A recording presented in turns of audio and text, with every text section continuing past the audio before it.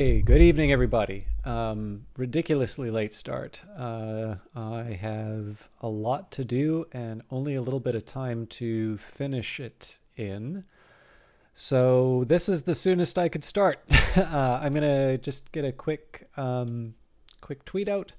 I'm going to try and go for the full 3 hours, but it is quite late, and I'm going to have an early morning day after tomorrow. I don't want to mess with the sleep schedule too much, but I did also have some coffee not that long ago, so if I feel the energy, I'll still keep going. But I am looking forward to doing some more House of Light, so I don't plan on phoning it in, but I am going to take a minute here and just load everything up. So. Uh,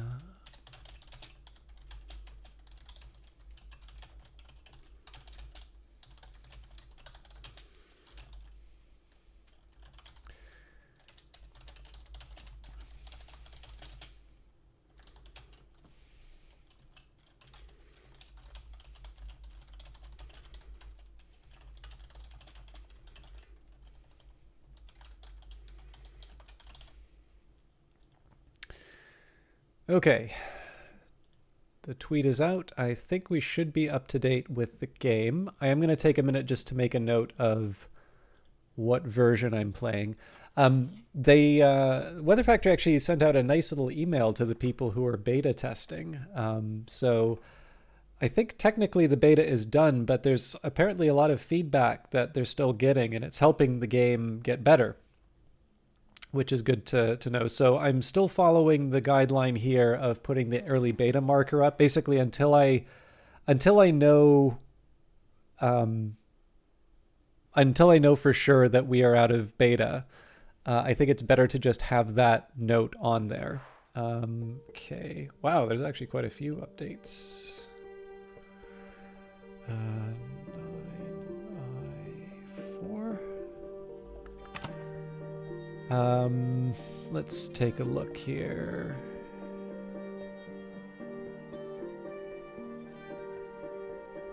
Doesn't look like there's anything else for me to check there. I'm curious if there is... All right, so it actually looks like the beta notes are gone. So let's take a quick second to introduce House of Light. I'm still going to keep the beta sign up just in case, but let's talk about let's talk about what will potentially be in the main game as a description. In the House of Light is a big expansion woven deep into the game. Here is a spoiler-light guide on how to find the new bits. Food. Combine ingredients at the 3 kitchen workstations to create dozens of new dishes. You will need kitchenware items to find all the recipes. Tip: the spice scales and spices and savors skill will substitute for each other. A writing case. Watch for a gift at the end of the first spring after you've responded to St. Ronwin's Trust. Once you've received this gift, you can record addresses from the calling cards left by satisfied visitors and write to these visitors to invite them back to the house. Tip: visitors don't arrive instantly, visitors don't leave calling cards until you've helped them, and some visitors are easier to summon than others. Salons. Place food and drink in one of the 6 salon rooms and then use the bell to begin a salon. Do it right and you will be rewarded with sparkling conversation and lessons.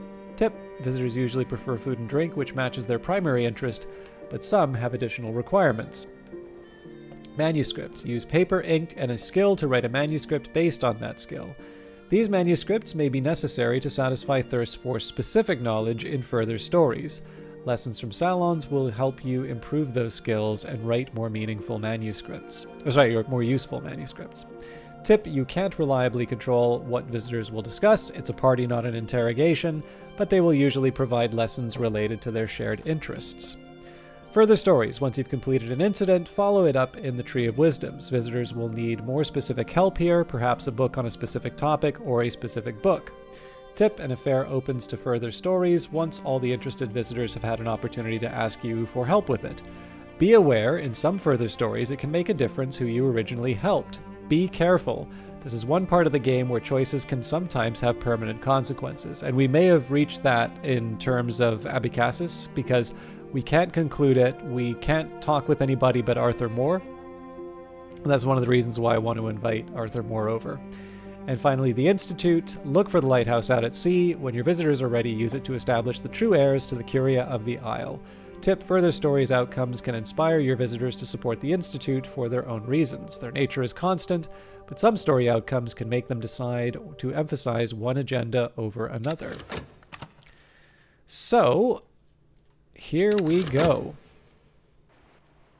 Now, I'll just remind everybody that as far as future plans are concerned for the stream, I am going to be traveling or otherwise unavailable for the stream for Monday and Wednesday's broadcast next week. I will do my best to broadcast on the next Friday. Hey, Vesper! You were doing Blasphemous not that long ago, weren't you? Thank you very much for the host. You're just catching us as we start, so I really appreciate that. I hope you're doing well. Catholic Guilt Raid. I will just warn your viewers, because I know I've seen kind of the conversations that you have in your channel. I'm considerably less political than Vesper Fortune, and I don't quite have the same fondness and appreciation for Ronald Reagan that he does. But we invite everyone of all political stripes to this stream, including Vesper, who is a streamer I actually quite enjoy hanging out with. Somebody who has very kindly someone who's very kindly gifted the Ace Attorney series to the stream, and when we finish, hello Silver 85 or Silver 85th of their name, one or the other, but no, I am actually really looking forward to streaming that, and I want to make sure that I do it at a time that Vesper's able to catch it, because one of the things that I really like about Vesper's channel, in addition to the fact that he's just fun to hang out with, he does neat little lectures. So he did one on the Satanic Panic, which actually Oswin Meow has commented on really enjoying. And so this is always nice, right? When you have somebody who you recommend and then one of your viewers comes back and talks about what they like, that's always a good sign that, you know, this is somebody who it's worth, you know, showing that support to. Not that, you know, Vesper doesn't already indicate themselves as somebody worthy of attention and support. But, yeah, it's definitely a case where I have seen a few games which I otherwise wouldn't have really played. So, for instance, Persona, right? Very popular game.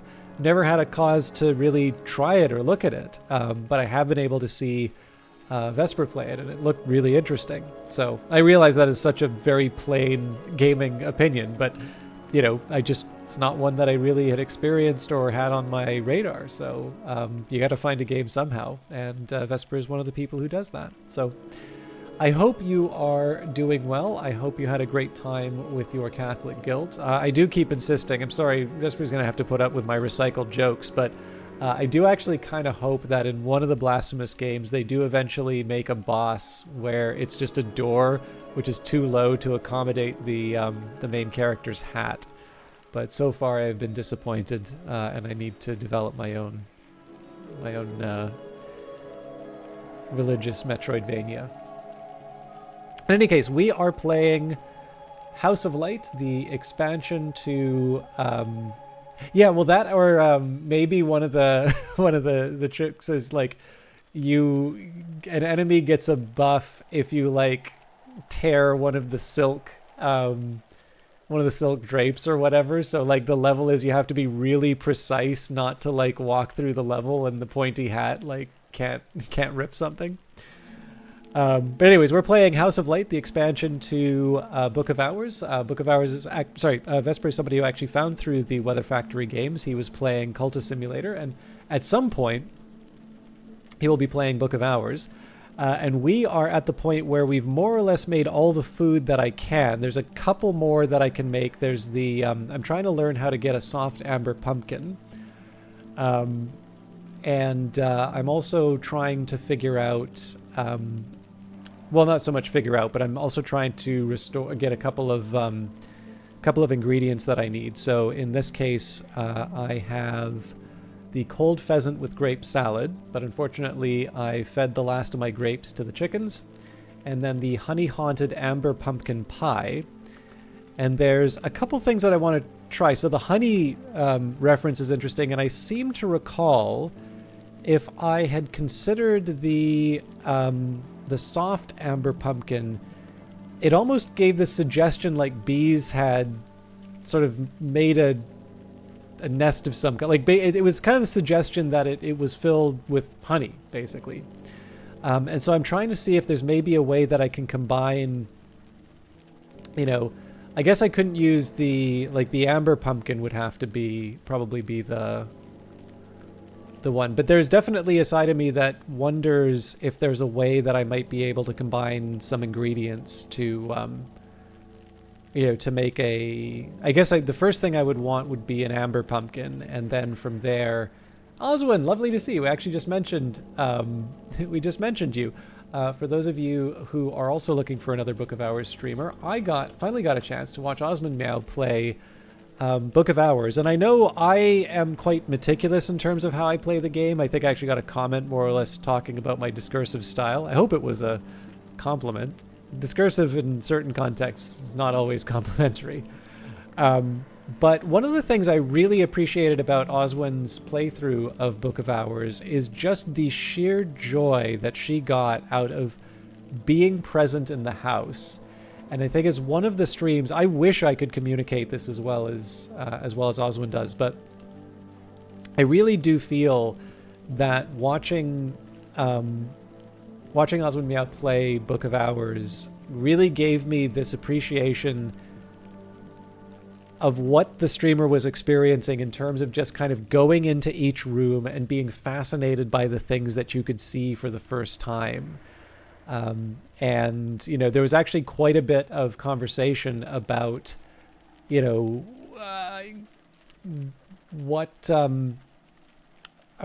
sorry, I'm trying to think of the right way to put it, but like, you know, almost this reassurance is not the word I'm looking for, but sort of this affirmation that it's okay to take your time, that there's no ticking clock. The only real exception would be Numa.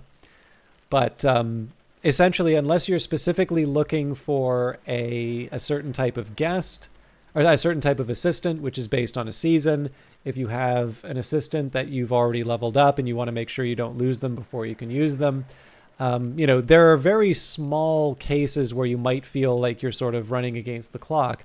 But for the most part, this is a game where you can just hang out and enjoy. And that's a very big part of the enjoyment of this game. And it's a hard one to do on stream because you can sometimes feel that pressure to just get it done, right? You want to, you just want to bring people, you know, you just want to show something. And so in this particular case here, I really feel that Oswin did a wonderful job of sort of communicating that it's actually okay to just hang out. And like, quote, I should even say like, quote unquote, just hang out. Like that's not a, adding the just in front of it does not do it justice, if you will. That a large part of this is actually enjoying what's in the game. So Vesper and Oswin are two streamers who I definitely have time to check out. Both people who I'd like to hang out a little bit more. And you'll actually also be pleased to know that Oswin is also playing the Magnate. The Silverbound Journal. I was rich, but something was missing. I am no longer rich, and still something is missing. Hush House is a place of conclusions, and here, as librarian, I may find mine. The Magnate came to the house to conclude a history where they will find peace, but you can complete the game by recording any history. You might wish to begin your studies with the Hushery wisdom. Memory's the Magnate. I've lived too long, but I'm not ready to die. I've tasted everything, and it wasn't enough. Give me silence. Give me peace. Give me the peace of snow.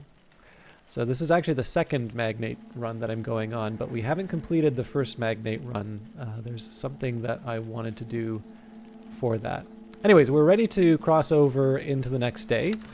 I'm going to make sure that I have all of the ingredients for the anticipated Salon. Oh, and we will be getting my whist back in a minute or two. But let me just make sure that we have what the guests are supposed to get. So I decided that for this season, I was going to bring only sort of occult figures. I will definitely try to. I suspect you probably like to see how those work. So I need to make sure that everything is prepared. But assuming that I have everything ready to go, I think it would be good to to get on with it.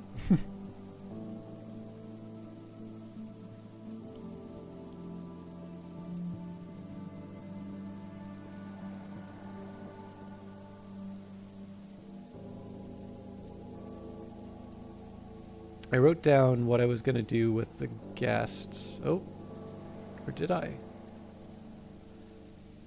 I used to have it. Right, okay, so Wakefield had winter. So we've got the Isle water as a drink and the roast potatoes as a winter dish. Connie Lee is sky, so there's the drink there, but what's the sky food? Right, the egg, okay. Arthur Moore is lantern, so that was going to be one of the Cater and Hero second flush Assam, and then I believe the golden marrow, the stuffed golden marrow, was one of the lantern dishes. But what was the other lantern food? Right, the orange jumble. It's the same story with Douglas Moore, the weary detective. And oh, actually, I found something that I never, or maybe I'd noticed before, but I'd forgotten about D.I. Moore when you talk with him.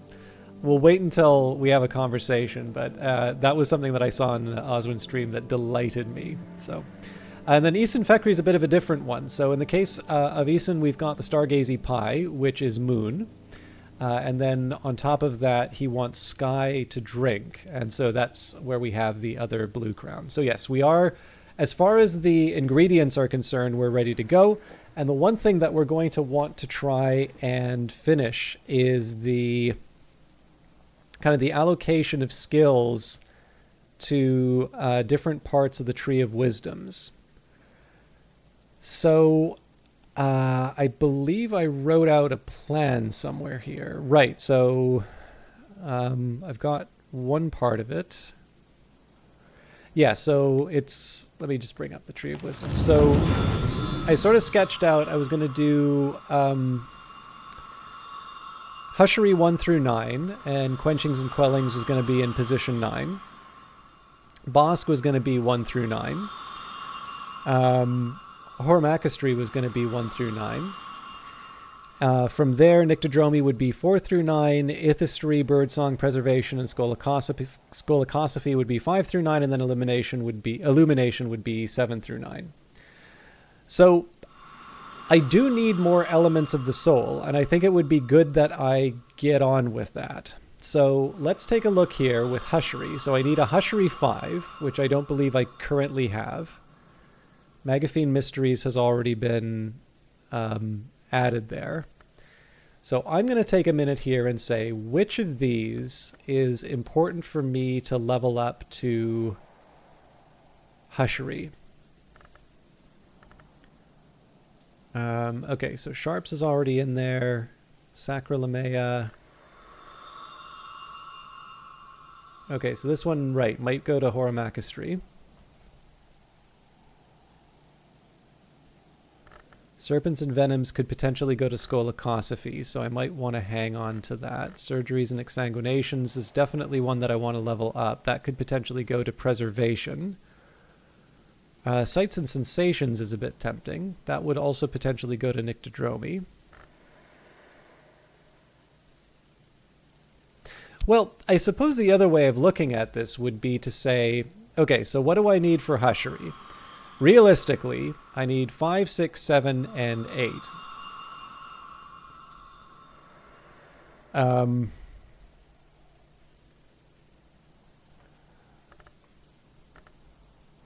So 4 Hushery skills.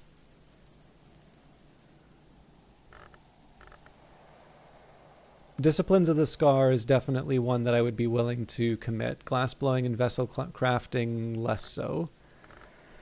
I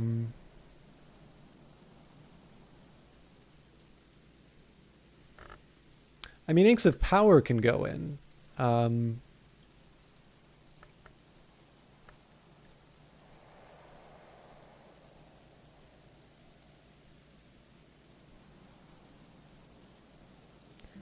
I just need a minute to think this through. So, Inks of Containment is the easiest one for me to figure out. So, with Inks of Containment, to be able to make the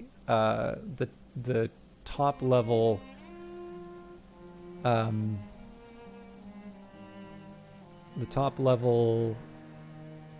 ingredient. Takri, lovely to see you as always. I guess I technically saw you before, but lovely to see you in chat. All right, so we've got what is it? I need 15 winter. Subtract 4 for the ingredient that we need, so that would be 11.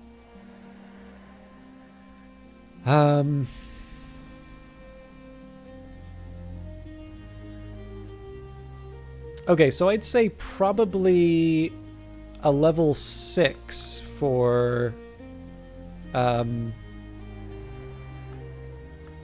each of the inks wouldn't hurt.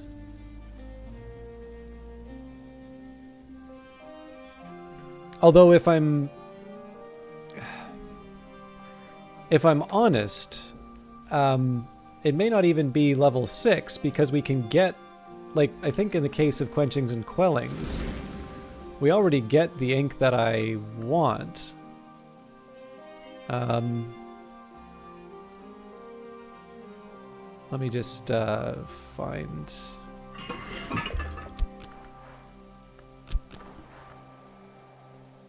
we don't know that for sure, actually. So, do I even have a Solomon's preparation to mess around with? I do not. All right. Lesson learned, I suppose.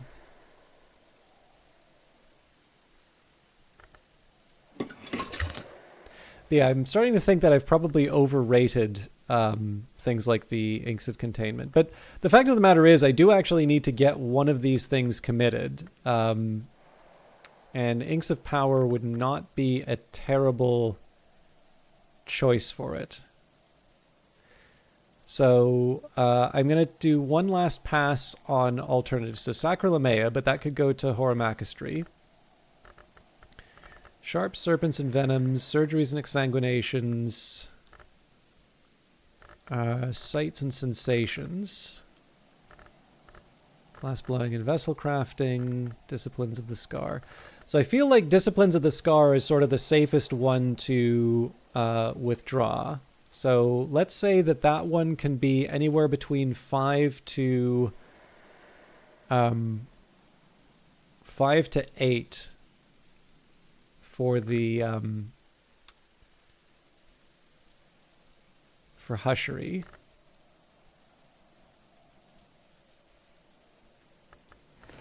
What was it again?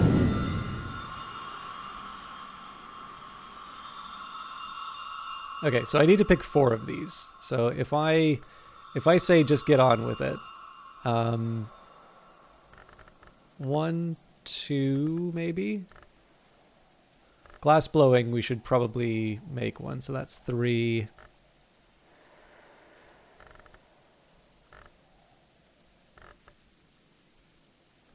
We could probably do Surgeries and Exsanguinations as well. Okay. So, with that in mind, I suppose the next question is, what do I wind up building? So one thing that I can do, right, is sort of say, okay, well, let's take a look at what these things make and make the decisions based off of that. But it would actually be kind of nice for me to just experiment on my own. So this gives me a Glass Finger Toxin. That's kind of tempting. Glass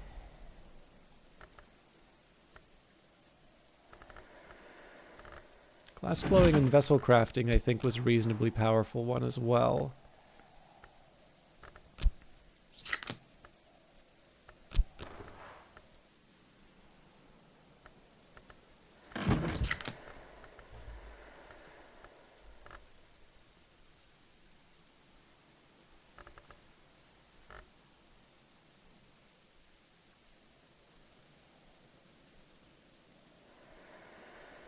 Okay, as a start, I think I'm going to put surgeries and exsanguinations into position 5. So that means I need 3 heart or knock texts.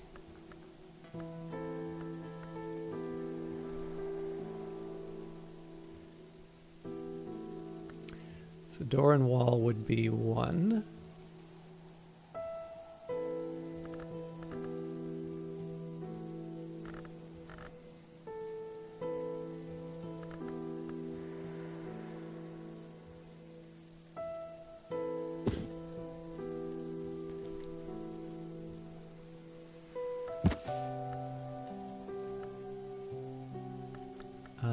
Edicts liminal also would work here. I think Tradisma Hyra's got Grail. Yeah,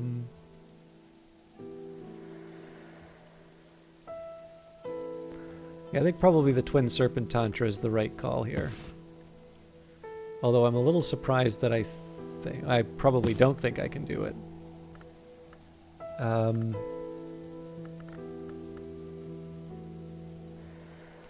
Yeah, let's maybe come up with a contingency plan. Okay. So it's heart and knock.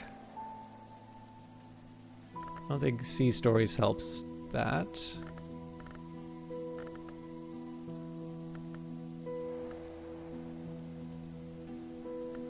Stitching and binding might, though.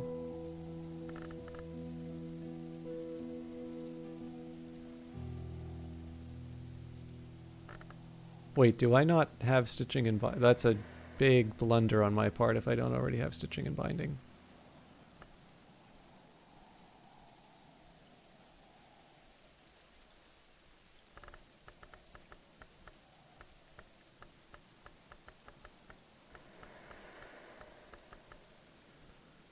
Okay, well,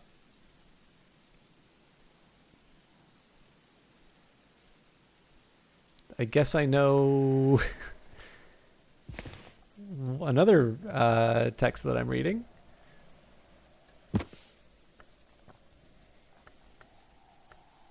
Doesn't solve the immediate problem in front of me, which is where do I get my sorry, it was knock and heart. The radical measure requires too much rows. Temptations of architecture may work, but what's my forge look like? Okay, so I can get 4, 6, 8. Oh, nuts. I'm 1 short.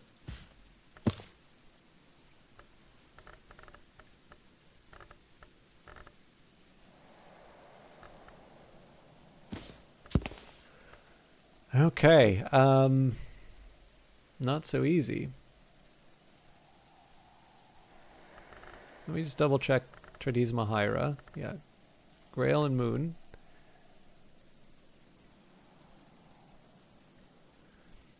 I mean, maybe I settle for just verse.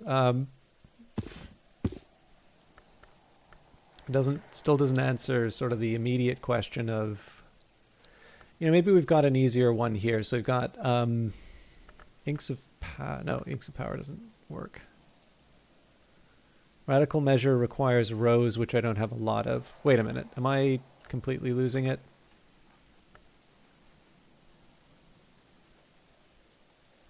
Yeah, Horns and Ivories is a ton of knock. What am I complaining about?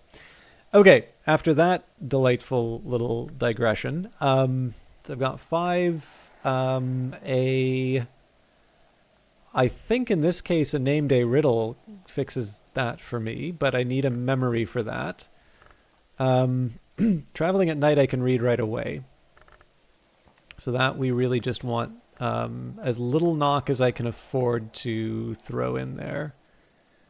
Ooh, that's interesting.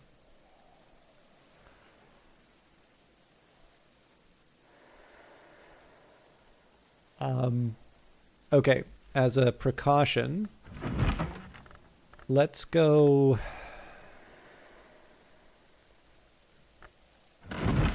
Faust And we'll get a pattern.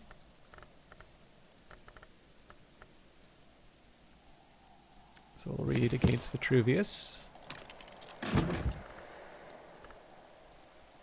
So that's going to get me Traveling at Night Volume 3. The Twin Serpent Tantra. So for that we can do Horns and Ivories. And I'm going to want a Name Day Riddle. But I may not be able to make a Name Day Riddle. So patterns are one thing. What's another knock source that I can work with? I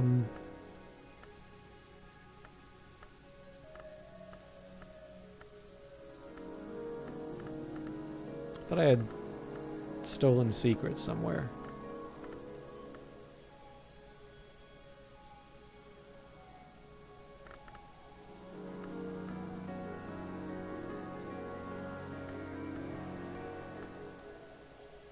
I think it's going to have to do. So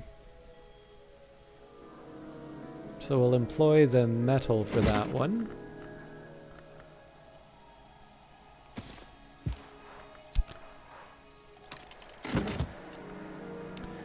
Now, I clearly want more of Solomon's preparation, but did I get enough Blue Crown?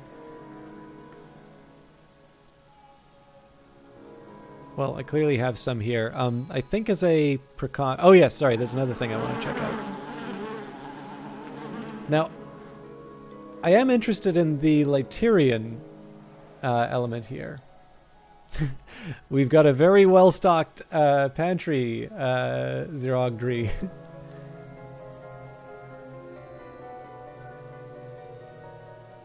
All right, what am I trying to do here? So I was trying to see if there was a way that I could somehow produce either an amber pumpkin or a soft amber pumpkin. So I thought that, you know, maybe a pumpkin with the... well,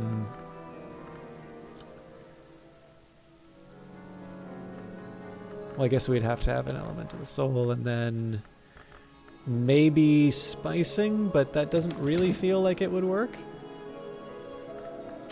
So then there's the question, is like, well, it's not so much the pumpkin, it's the amber, the soft. I'm trying to make the soft. And again, the challenge here is that if I add something like the knife, there's not quite the same sort of logic behind it. And then, I mean, I suppose I can also say kitchen bowls, but again, the question is what's the rationale behind this? And then I guess the last one would be, well, maybe we don't worry about the Blomberende, maybe we try and do something with the regular honey. But I'm not quite at that point where I'm like, okay, we have a firm theory of the case here. So I imagine I'm missing something, right? So we have the food sustenance, we have the raw, and we have the cooking ingredient. And something is keeping me from being able to produce an amber pumpkin or a soft amber pumpkin. Oh yes, sorry, I was going to feed a chicken too.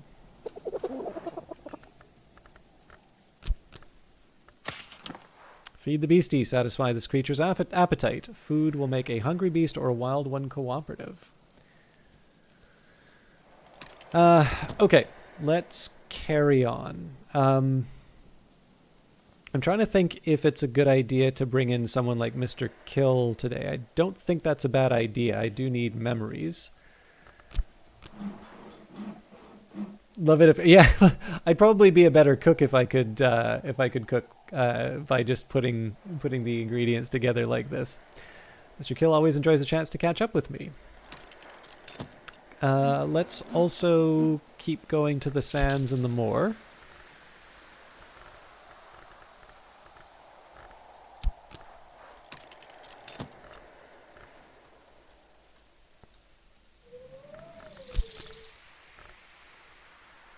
We can do Inks of Power.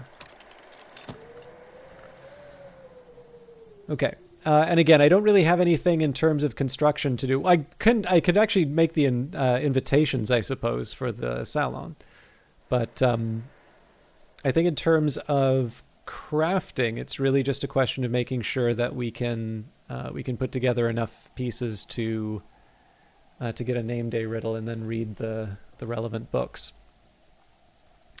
Oh yeah, and then I am going to want to pluck the blue crown, but we'll worry about the immediate tasks that I want to do. But I'll still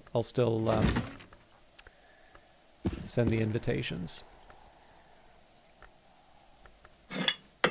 Or not send the sorry, I will write the invitations. So Zachary, we want... Well, Connie works too. We'll start with Zachary. I have enough here to craft a letter inviting Zachary to Brandkrug.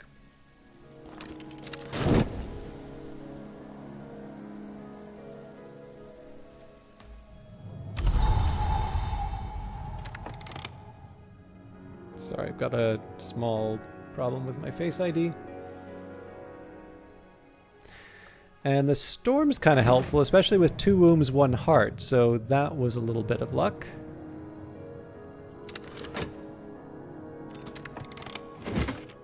Now I just need to post it. Dear Mr. Wakefield. And Mr. Kill can always spare a few hours to help a friend. Tamer of trees, a worker of woods, a consigner of cadavers. He has also been known to try his hand very diffidently at poetry.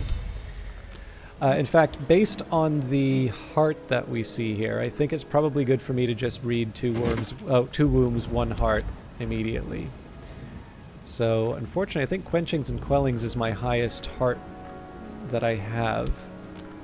We'll see if we can get a little bit further with this, but let's go. First of all, we need the language in here. Kilisimi. If there was speech in nowhere, if there is a language used by the dead, if the House of the Moon has a native tongue, then it must be Kilisimi. If none of this is true, it is still not a language to be spoken in daylight. Each word breathes woe. Read it, as they say, and weep.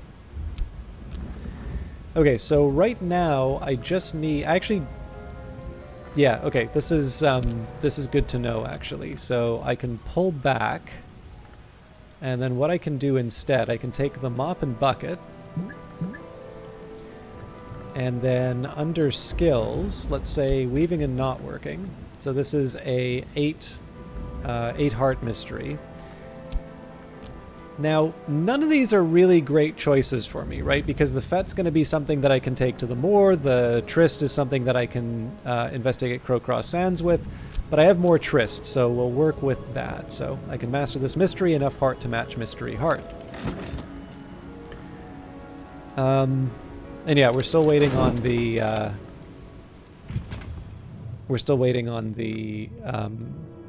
the memory to be able to make the name day riddle. Cure my malady. Time, peace, recovery. So Oswin, you got to see at the end of the stream, we the same affliction that you had, we were able to solve with a fairly simple little array of skills and memories. Although, of course, the catch is that I have opened up the librarian's quarters, which makes it a little bit easier. I believe that's the first bed with a lantern that you get access to. I guess I can send another invitation. So we definitely want to bring Connie Lee. Where were we? So just a reminder here, Zachary's address. One is instructed to address the letter literally. House, street, town, shire, country. We will add the Inks of Containment again, and now we will request Connie's presence. Hotel Storchen, Zurich. To make an invitation to Connie sufficiently enticing, you will need at least 3 moon skill from skills, memories, inks, or anything else.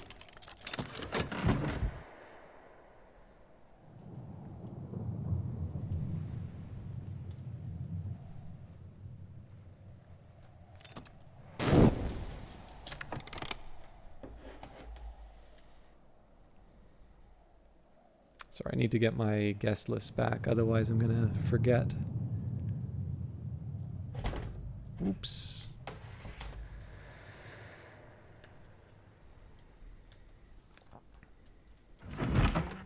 Now I just need to post it. Invitation to Connie for the attention of MCO Constance Lee. Okay, so Zachary and Connie have interactions, and the game did recommend that if we wanted to pursue those interactions, we should invite them again, which we did. Next up, we want to invite the two Moores, Arthur and Douglas. So Arthur Moore requires 3 lantern, and Douglas, I believe, also requires 3 lantern. Now, we do have the Inks of Revelation back, but I can't put them at this desk. So the obvious answer here is to go to Nona's desk. The pale desk is already occupied.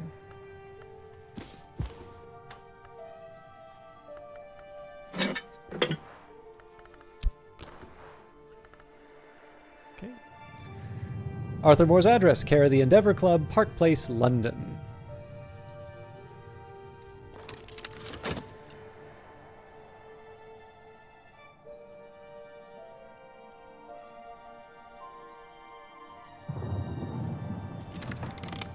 I just need to post it. Dear Lieutenant Moore.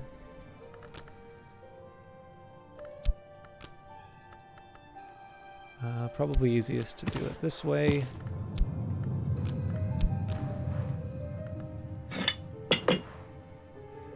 Request Douglas Moore's presence. Suppression Bureau, Hobbs End, London. I have enough here to craft a letter inviting Douglas Moore to Brandkrug.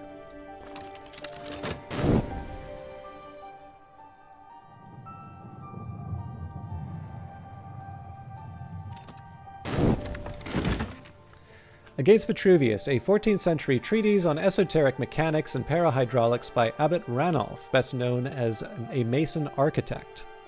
Ranulf describes how he tested some of these techniques in the construction of the Winter Tower, now called the Long Tower. He admits to unexpected consequences.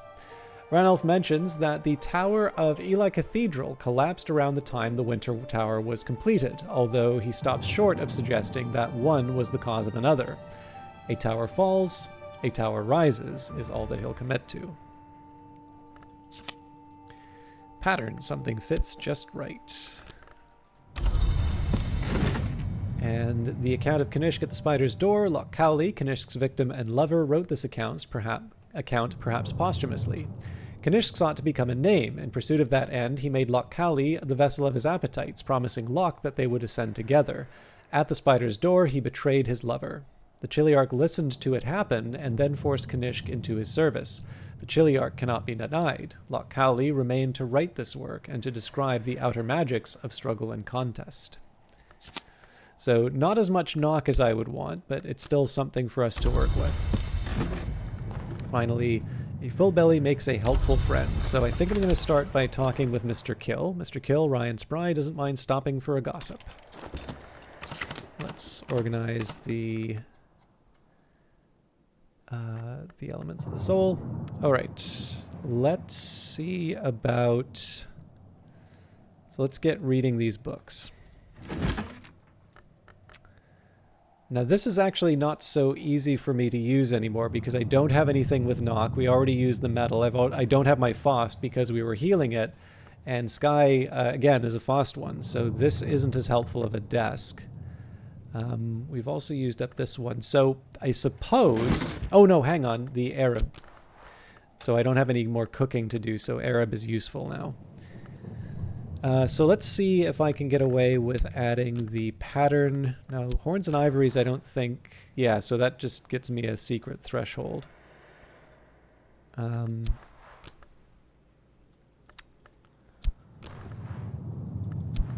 Yeah, it would help if I had an idea about what was going to get me... You know,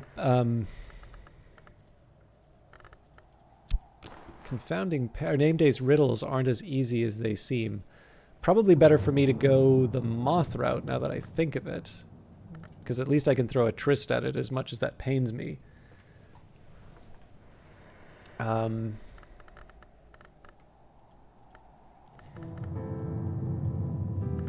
that does invite its own complications. So let's just take a minute to properly think this through before I start throwing any more elements of the soul after this. So if we take Sacralamea, then we add a tryst. I can still add any old memory, that's not a problem. But I need to find where I get my remaining 4 moth.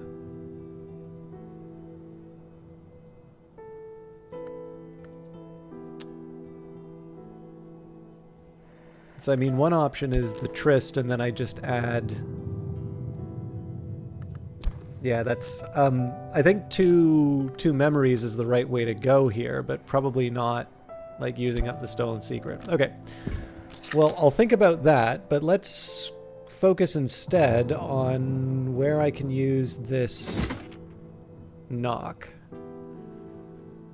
So yes, we will use the Arab. We will take horns and ivories. We want to read the Twin Serpent Tantra. I want to add a pattern, and then I suppose if I add maybe the serpent-styled glass? Nope, that's not a knock one. Well, shoot. Clearly I didn't think this one through, because I definitely don't have a knock tool. So I think on this one I'm just going to take my chances. So perhaps you provide a knock, but not enough to match mystery knock. If you're lucky, you might still succeed.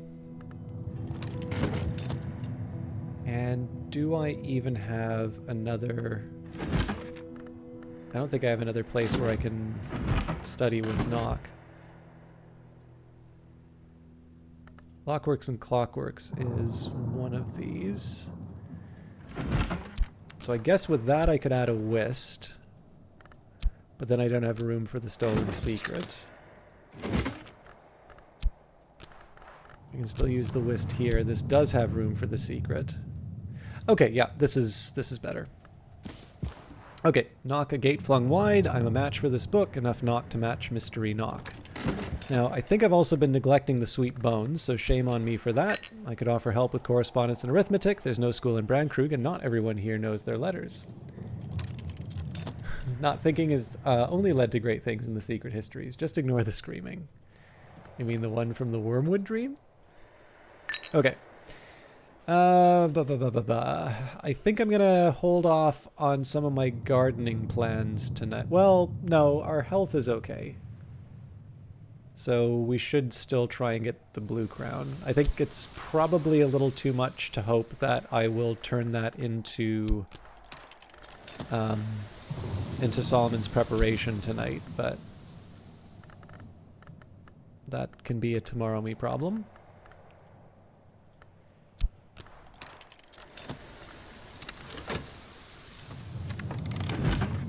Now I just need to post it for the attention of D.I. Douglas Moore. Okay, so we had Connery, Zachary. Right, it was Eason was going to be the last of the invites.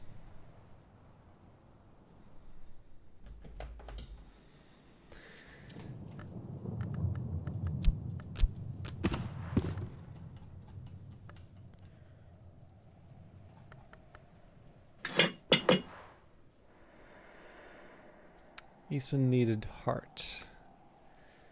We can probably add the Megaphene Mysteries. So we already have Connie. Eason Feckery, Water Lane, Steeple Aston. I have enough here to craft a letter inviting Eason to Brandkrug. So the reason why I'm making these invitations but not sending them off is that my current plan is to try and get a bit more progress in the Tree of Wisdoms before I host the Salon. And the reason for that is so that I can get more elements of the soul to work with. Now, there's a bit of a delicate balance because I don't want to wind up with a bunch of lessons learnt, which I then need to use in Numa.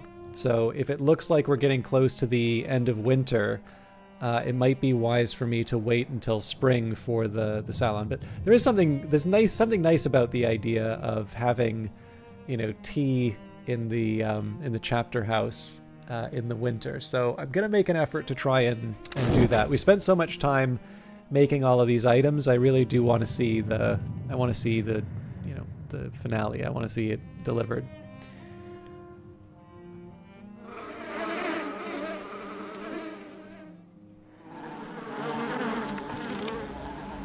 Expected finds in the folds of earth and sky. Alright, so the U-blank on its own isn't anything too special, but in our case it's actually quite helpful. Nope. Look at that goofy little smile.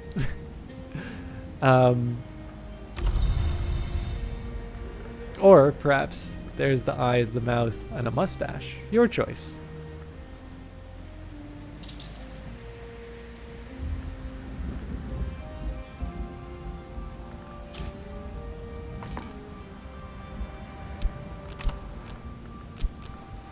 Gather in winter. What is the sea seeded today?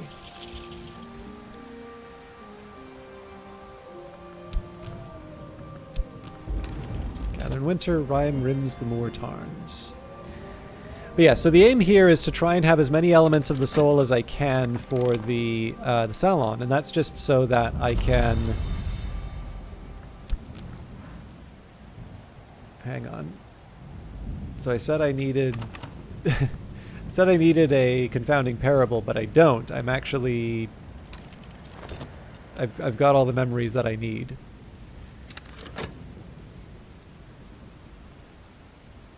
I'm just going to let this play out.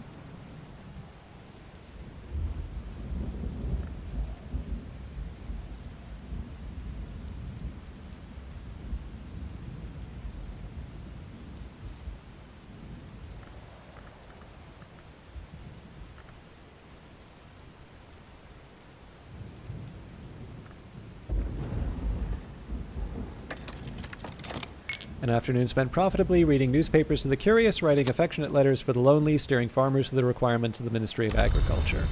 So yeah, one of the ways that I'm going to wind up with Shapt is if I commit, if I get that level 5 commitment to Hushery, and that gives me the...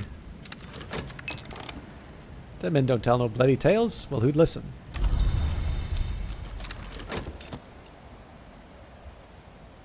But yeah, so taking the time to get the extra elements of the soul makes it more likely that I'll get the lessons. And again, there's that trade-off between the time of day, or the time of the season that I learn these things. But otherwise, it just puts me in a position where I can get more lessons overall, which is kind of the goal. Two Wombs, One Heart, a fanciful account by Thirza Blake of the early life of the twins, their time as mortals before they became hours or even long in a dry kingdom beyond the Western Sea, which Thirza suggests might have been ancient Mexico. It is widely known that the sister was rich and the witch poor. It is widely known that the witch loved the sister first. It is not widely known that the witch was first employed to teach the sister the arts of embroidery. Although Thirza is probably just making up much of the story, there are long passages expounding notable techniques of weave work and thread feet.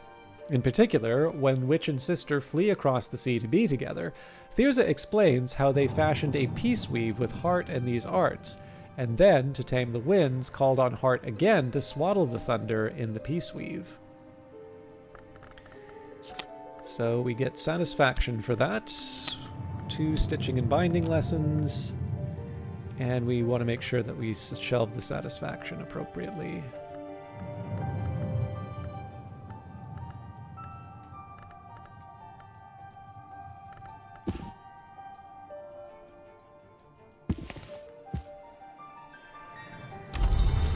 Okay, so I think we can just learn stitching and binding on its own. Use this lesson to acquire a new skill.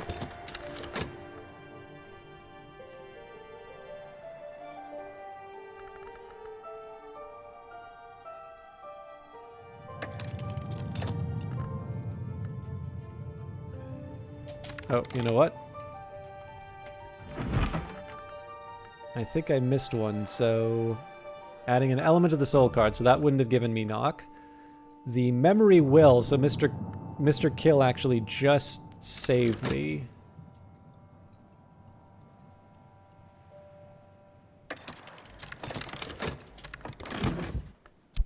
Dead men don't tell no bloody tales. Well, who'd listen?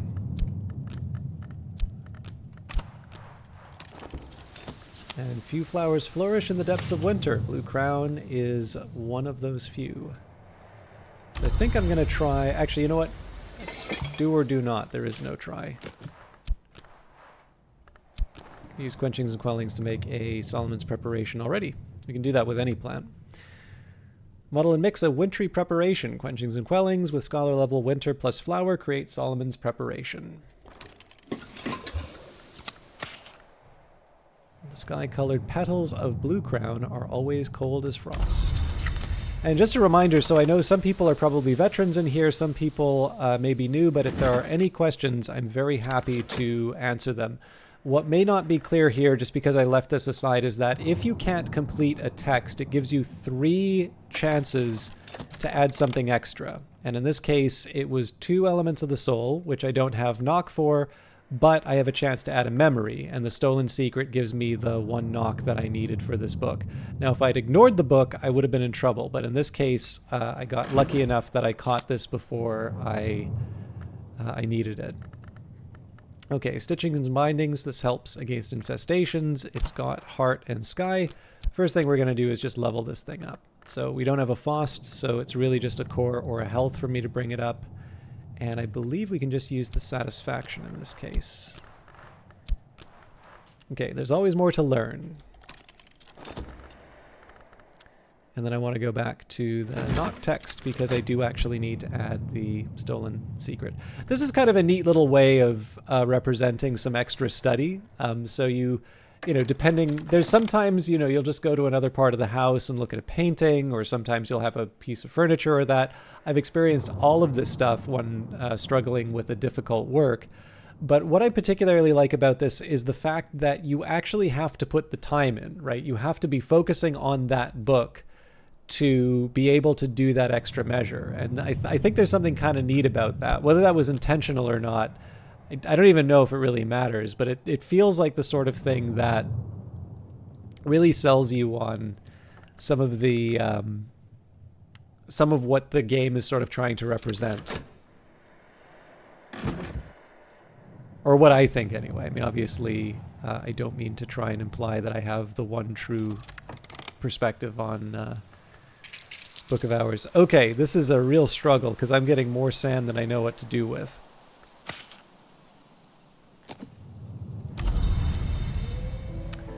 And a serpentinite slab. Gray-green root rock of the Cornish coast.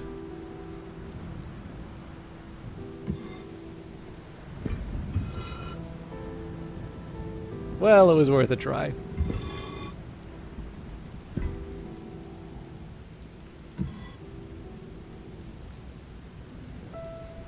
Where do I even put this thing?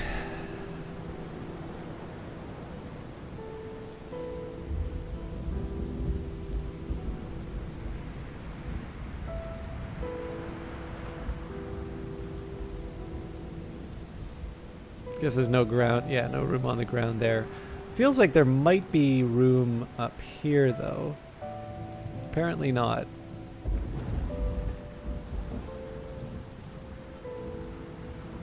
Only room for the volcanic rock. I'm not putting it in this room. We're going to host a salon there. Oh, you're going to like... Osmond, I think you're going to like this tower. I don't want to go too far into the story because you're not that far away from being able to experience some of this stuff. There's another seagull here if you like. But I think you're going to like a couple of details about Valentine de Wolf. I'm happy to like bring them up in the game if you want to see them, but I think you're close enough that you're going to see those on your own. I hope I'm in the chat when you do, because it's kind of fun. There's a couple of details that make... you know what? I'm just going to leave. Or, no. There is one more thing I can do. We can take the sand.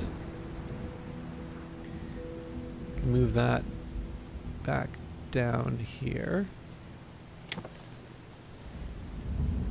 Now I can try and move the slab.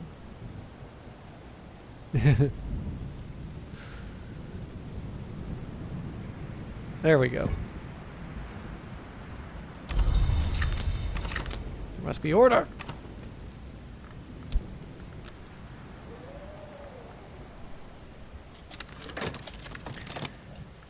Better now. We can still make... Well, this is a tricky one, right? Because I can make the money and I can try and restore, but I'm not sure what else I would do with this. Traveling at Night Volume 3, the annotated dream journals of Christopher Alopoli, sometimes called the only readable occultist, literate, entertaining, bewildering. Alopoly's disquisitions on fire and the unburnt god are interrupted by passages of distractingly erotic poetry addressed to Baldomera. To reach the stag door, I believe that all you really need is to want something enough. But I've never wanted anything that much, except of course Baldomera, and I'm very much afraid that the knot in the story is this. What Baldomera wants is the stag door. But here's something I learnt in Persia. Perhaps it'll teach you what you want. The Traveling at Night Volume 3 index, no? Do you not appreciate distractingly erotic poetry? All right, there's the door and wall. We clearly need more space for patterns. So with the Wind's Ruin... No, actually, there's enough space here for patterns, so...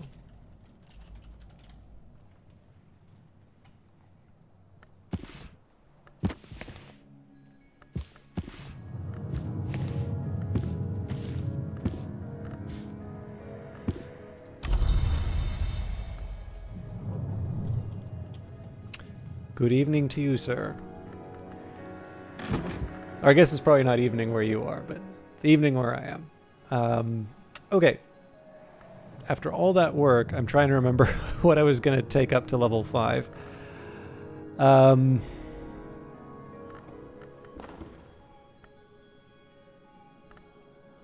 this is Ithistry and Preservation. This isn't going to move the needle too much one way or the other.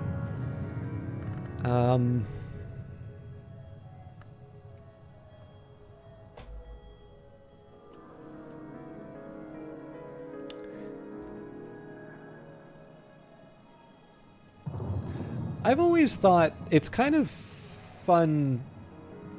I'm actually kind of bad at this for myself, but I've always liked to think that the principles are more than just one note.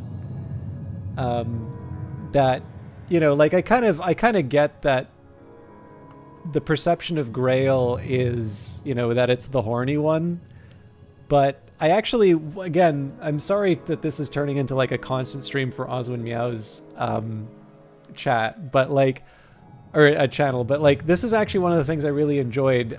It was never explicitly said, but what I really liked is that Oswin's actually the first person who has mentioned some of the other aspects of the Grail that made it interesting.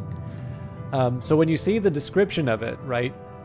Hunger, lust, the drowning waters, the principle of Grail honors both the birth and the feast. Now look, let's not kid ourselves here, right? Like, distractingly erotic poetry almost certainly falls under the Grail, header. But another good example of this would actually be Etery After, which I'm trying to remember if I have. I'm pretty sure I've read it.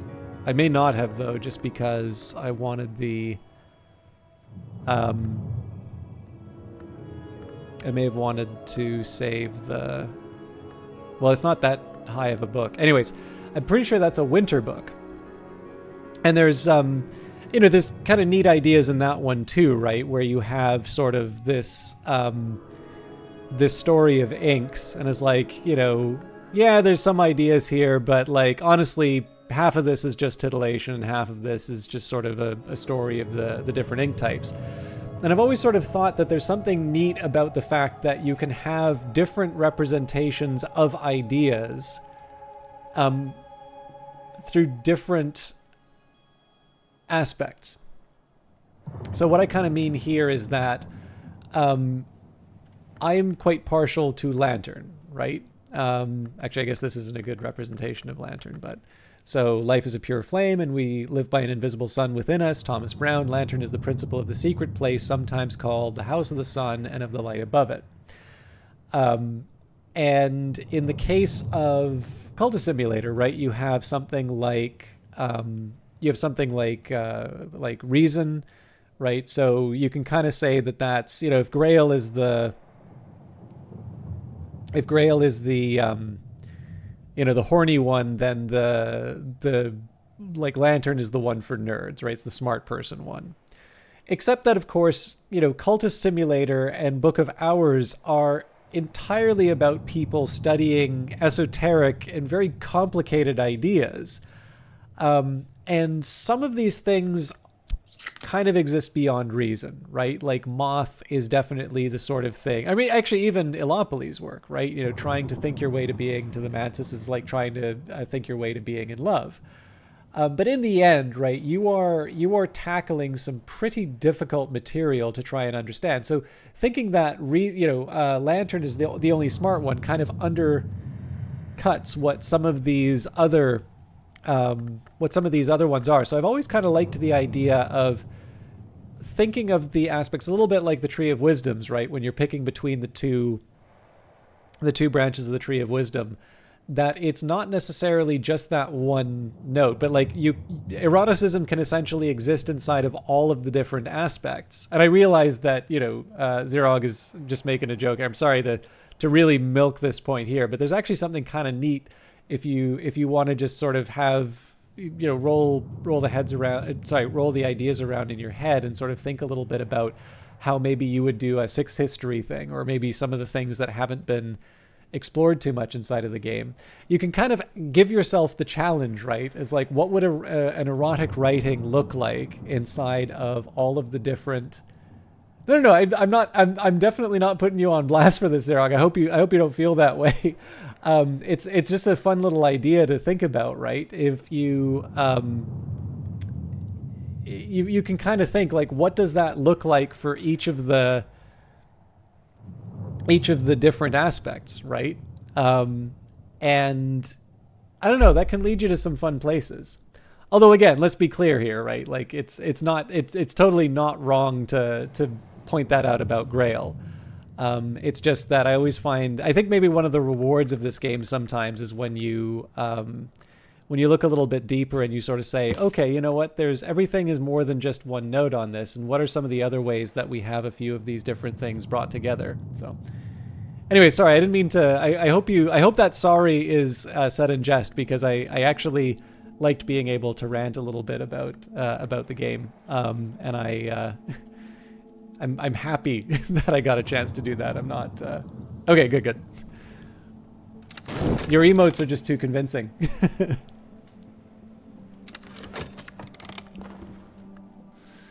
Okay. So I'm really just bringing Mr. Kill in for an extended chat at this point. Although I never did, sorry, I need to write down, I should really plan out properly what I wanted to do with all of this stuff. So I'm really just trying to get to level 5, but let's just work out the hushery plan in full.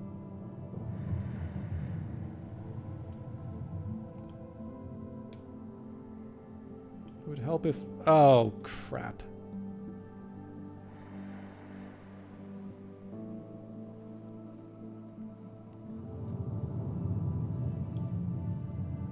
Jesus Christ. Sorry, something's going weird on my tablet right now.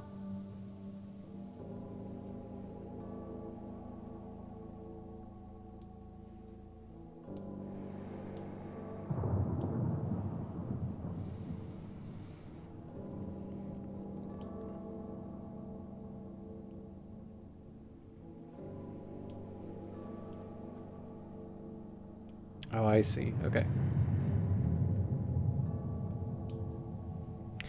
Okay, so what I just want to do here is properly work out what I was going to be bringing up. So glassblowing and vessel crafting was... this is very much similar to Cultist Simulator Earth Bowser. Are you familiar... Are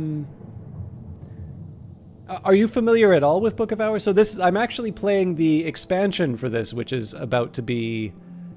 released. But if this is the first time you're seeing, this is actually the follow-up game that the same developer... Oh, cool. Okay. So I can give you a little bit of history on this for the developers. But yeah, this is actually the developers' follow-up game. And in fact, they're about to start working on their third game, which will be taking place in this setting. But this takes place in the same world as Cultist Simulator, but it's a much more sort of cozy, sort of crafting RPG. And I'll do my best to try and explain what's going on, but I'm just going to take a minute here and work out a little bit of a plan for my levels. Okay, so we've already committed snow stories. I'm okay with glass blowing and vessel crafting.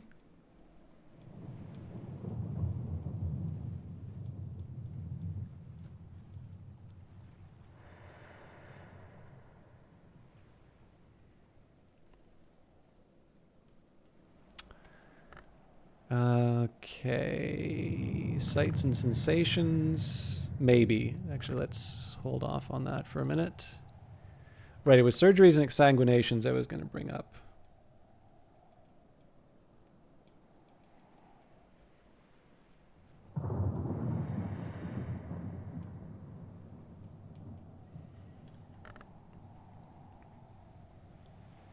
Serpents and Venoms has scolocosophy, so I may want to hold on to that.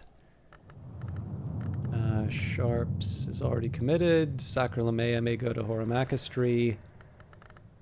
Inks of Revelation, maybe.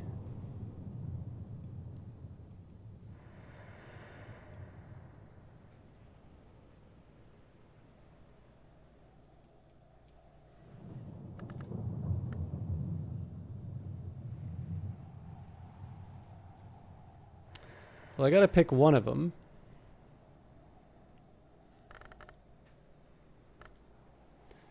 So maybe sights and sensations. Okay.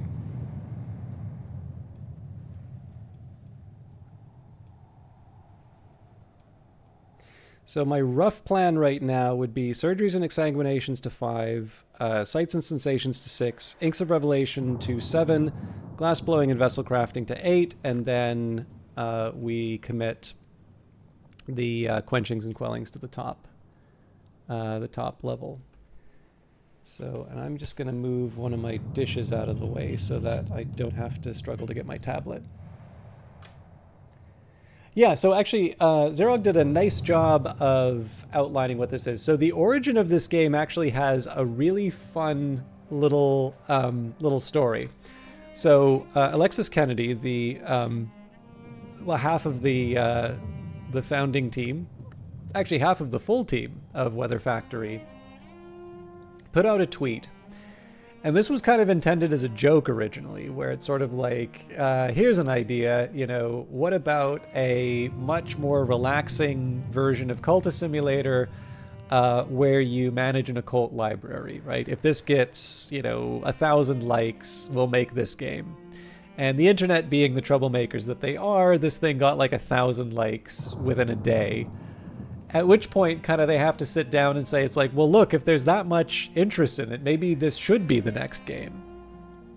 And so a few years went by. There was, this wasn't the only thing they were working on. I believe they released the Exile DLC. There was an effort for a Kickstarter that, eventually went away. And there's a couple of iterations. From the screenshots, I get the impression that there were a couple of iterations of this that... basically they went with a different direction, I get the impression of. But this is it. It's been out for about a year now.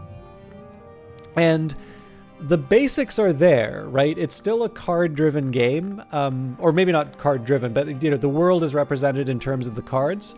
And of course, they're not just tangible things like your elements of the soul. Well, element of the soul is maybe a bit hard for tangible, but like money would be a tangible thing. But it's sort of divided between memories, elements of the soul, which we can describe. The human soul is composed of 9 elements, and this is one. Most other things have simpler soul. Each soul card can be used once a day for the kinds of things that you do with your soul. Usually that means talking to people or crafting. You have skills and languages, so quite a few of those. And then you have sundries, so basically all the extra stuff. So the brief outline in terms of the plot, although of course brief is relative in this neck of the woods, it's not my strong suit. But the idea here is that you are the librarian. You're hired as the librarian of a library called Hush House. On your way to the library, there's a storm. the ship breaks apart like an egg, I think is the description. You wash up on St. Brendan's Cove in the middle of that storm. And this is basically the tutorial. The beginning of the tutorial, the beginning of the game is the tutorial of you figuring out how to get from St. Brendan's Cove with your waterlogged journal and a memory of a friend who lives in the village near the library called Brankrug. And once you sort of learn how the talk and the consider verbs work, you make your way to Brankrug village and get to your friend's place. And there's a bunch of different people who can be the friends. But what's fun about this is one of the things that really just makes me like say, damn, I really wish I thought of that. They start you off with a personality test. So as you can see here, there's different elements of the soul. You get to pick 2. You start with 1 health, and you get to pick 1 of a set of 3 and then 1 of a set of 4 elements of the soul. And those will determine the type of journal that you get, because you have different backgrounds. But instead of just sort of saying, okay, which character, are you going to play the barbarian or are you going to play the rogue? Instead, you sort of pick what do you think is most aligned sort of with your personality or the type of character that you want to play. And that will give you both the person that you're originally going to meet inside of Brankrug Village, and it's also going to give you your journal. I'll show you what my journal looks like in a little bit. So you make it to the village, you dry out your journal, and eventually what you need to do is actually make it to the library itself. And the library is not open like this. The library looks a lot more like these. And essentially the idea is that it has been abandoned for about 7 years, as it refers to since the fire. And part of the game is just sort of going in, opening up Hush House room by room, and just seeing what's inside. And each room you go into, you learn a little bit more about the house. So, for instance, the Watchman's Tower, the Gatehouse. Back in the 11th century, Brian of Brittany built the tower and its gate to protect St. Brendan's Abbey, as Hush House was then known. Later, the Barons de Wolf strengthened the gate against their many enemies. But it's a long time now since Hush House was any kind of fortress, and by the time the scholars of the Curia took possession, this place had long been a comfortable waiting room for visitors up to the house too minor to merit immediate attention.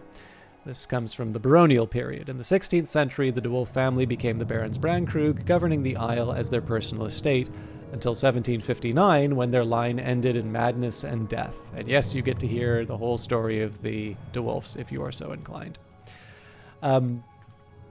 So what came after the de Wolfs? Well, it was the Curia. So in the 18th century, a secretive cabal of scholars established the Curia of the Isle to manage Hush House, making it a haven of knowledge until 1896, when a disgraced librarian brought the house to penury.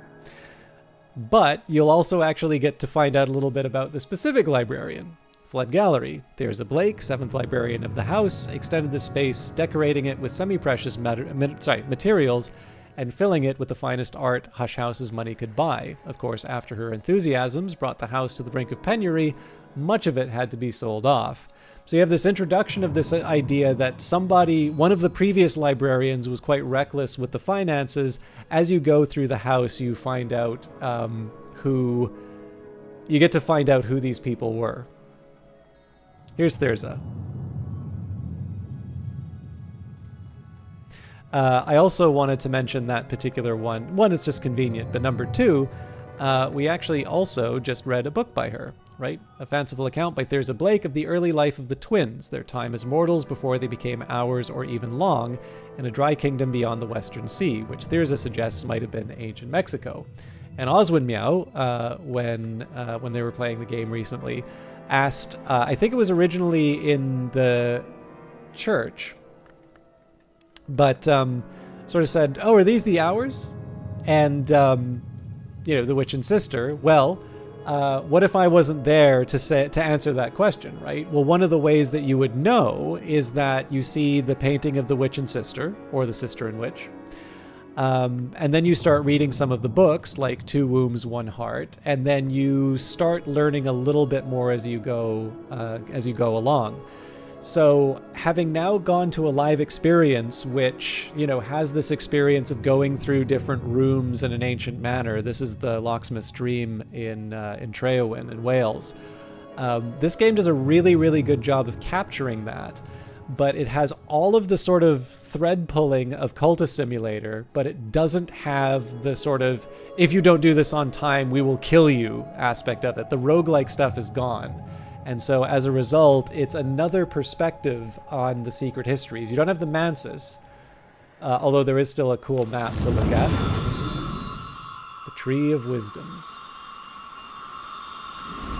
And as a result, because there isn't that worry that you're going to be focusing on not dying, it does go into quite a bit of depth in the lore. So anyways, I realize the sale has been made. You're sufficiently interested in the game. But I wanted to try and give you an idea in terms of what of the interesting things from Cultist Simulator have been retained, but how it also takes it and moves it forward. Because I actually think this is the thing that I really respect about Weather Factory. And obviously, I think very highly of them. I've been doing Cultist Simulator for such a long time. But, I think they would have done quite well. And I think people would have been happy if they just did another version of Cultist Simulator with sort of the roguelike elements and essentially just sort of Cultist ++. To a certain extent, right, Exile was almost like Cultist Simulator 1.5. But they didn't do that. What they did do was they pushed forward and made another game which really sort of defies comparison to other things that are in the game. The only thing that this game can really compare to is Cultist Simulator. And this is one of the reasons why I keep coming back to this stuff, because, they always seem to find just something new to pull out of the world that they've created and give us a new experience. So yeah, it's one of the reasons why I'm really big on this. And Seasint, I've not forgotten you, but I'm waxing poetic on Weather Factory here. How are you doing tonight? All right, this text is still the same, so let's think about how I'm going to level up surgeries and exsanguination. So I need a heart and a knock for that. So really my health is the only other option. Well, we've actually got enough to level up surgeries and exsanguinations because I can use the pattern and the solace, and then we're good.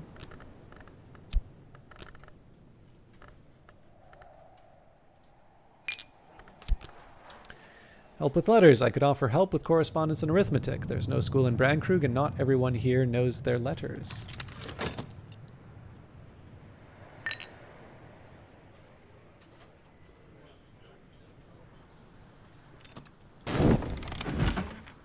All right, looks like there's another pattern here. So the Twin Serpent Tantra. Just before the outbreak of the Great War, Alexander Sparrow, almost certainly a pseudonym, published leaflets claiming the influence of snake princes on world affairs.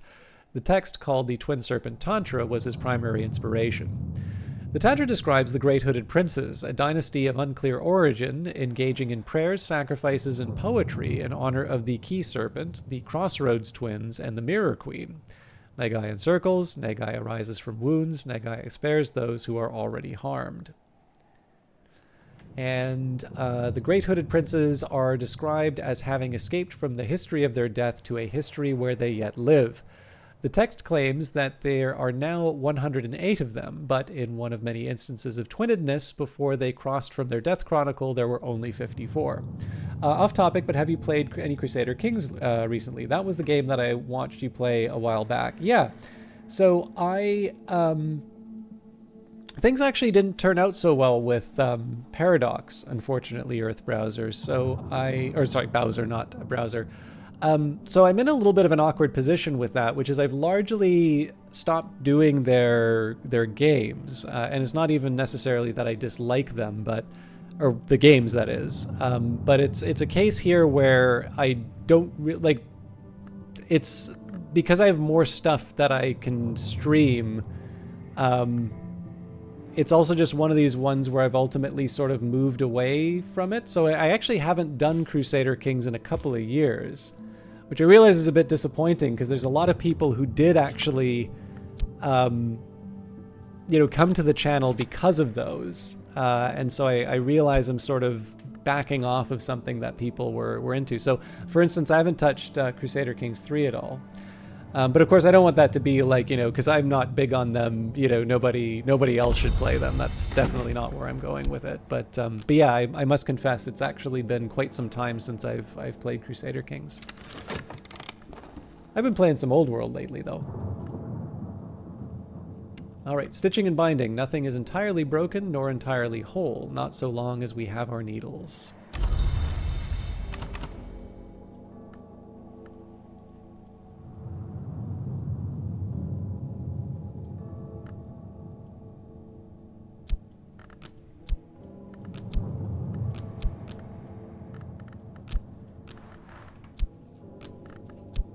What I'm hoping, of course, is that through things like... Actually, so one thing that I will say, Weather Factory have actually invited me to stream... paid me to stream this game and Cultist Simulator on their page before. So I always prefer, where I can, to make the constructive case, which is to say, of course, that, it's nice to be able to show off the kinds of games of the people who show some support to me.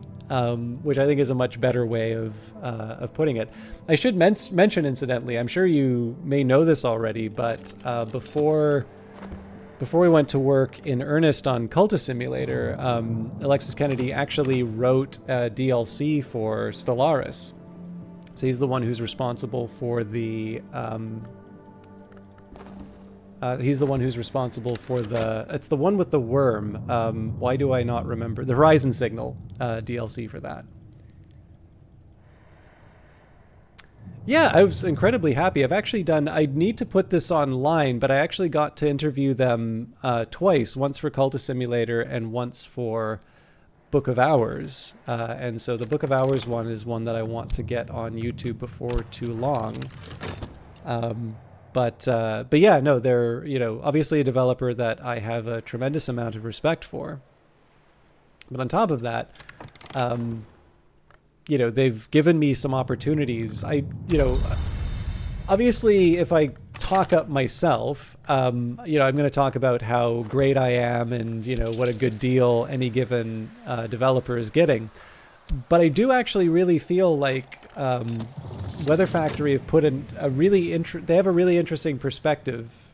This is my read on it, at least, is that there is a style of development right now in terms of getting the word right. Everybody needs to get their word out, right?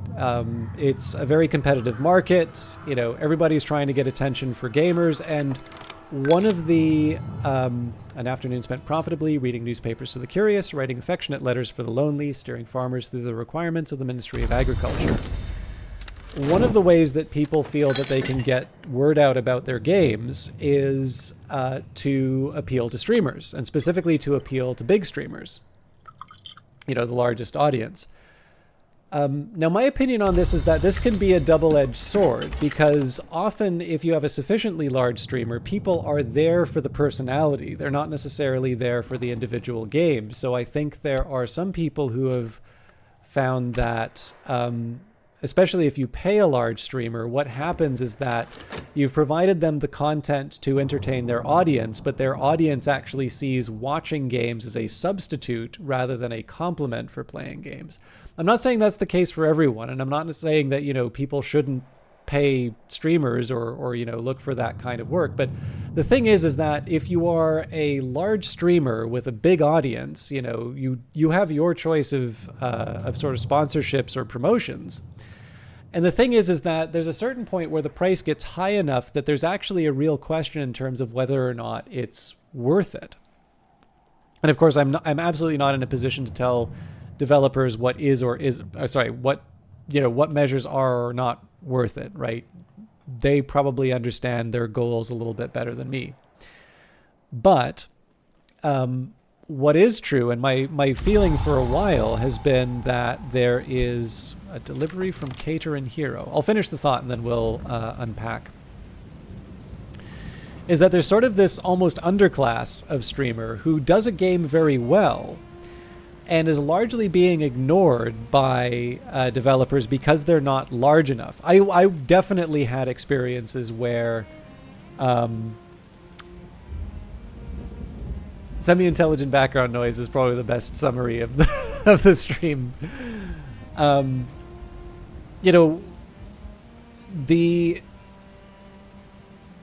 there's sort of this group of streamers who are passionate about the games that they play, or they happen to connect very well with a certain game.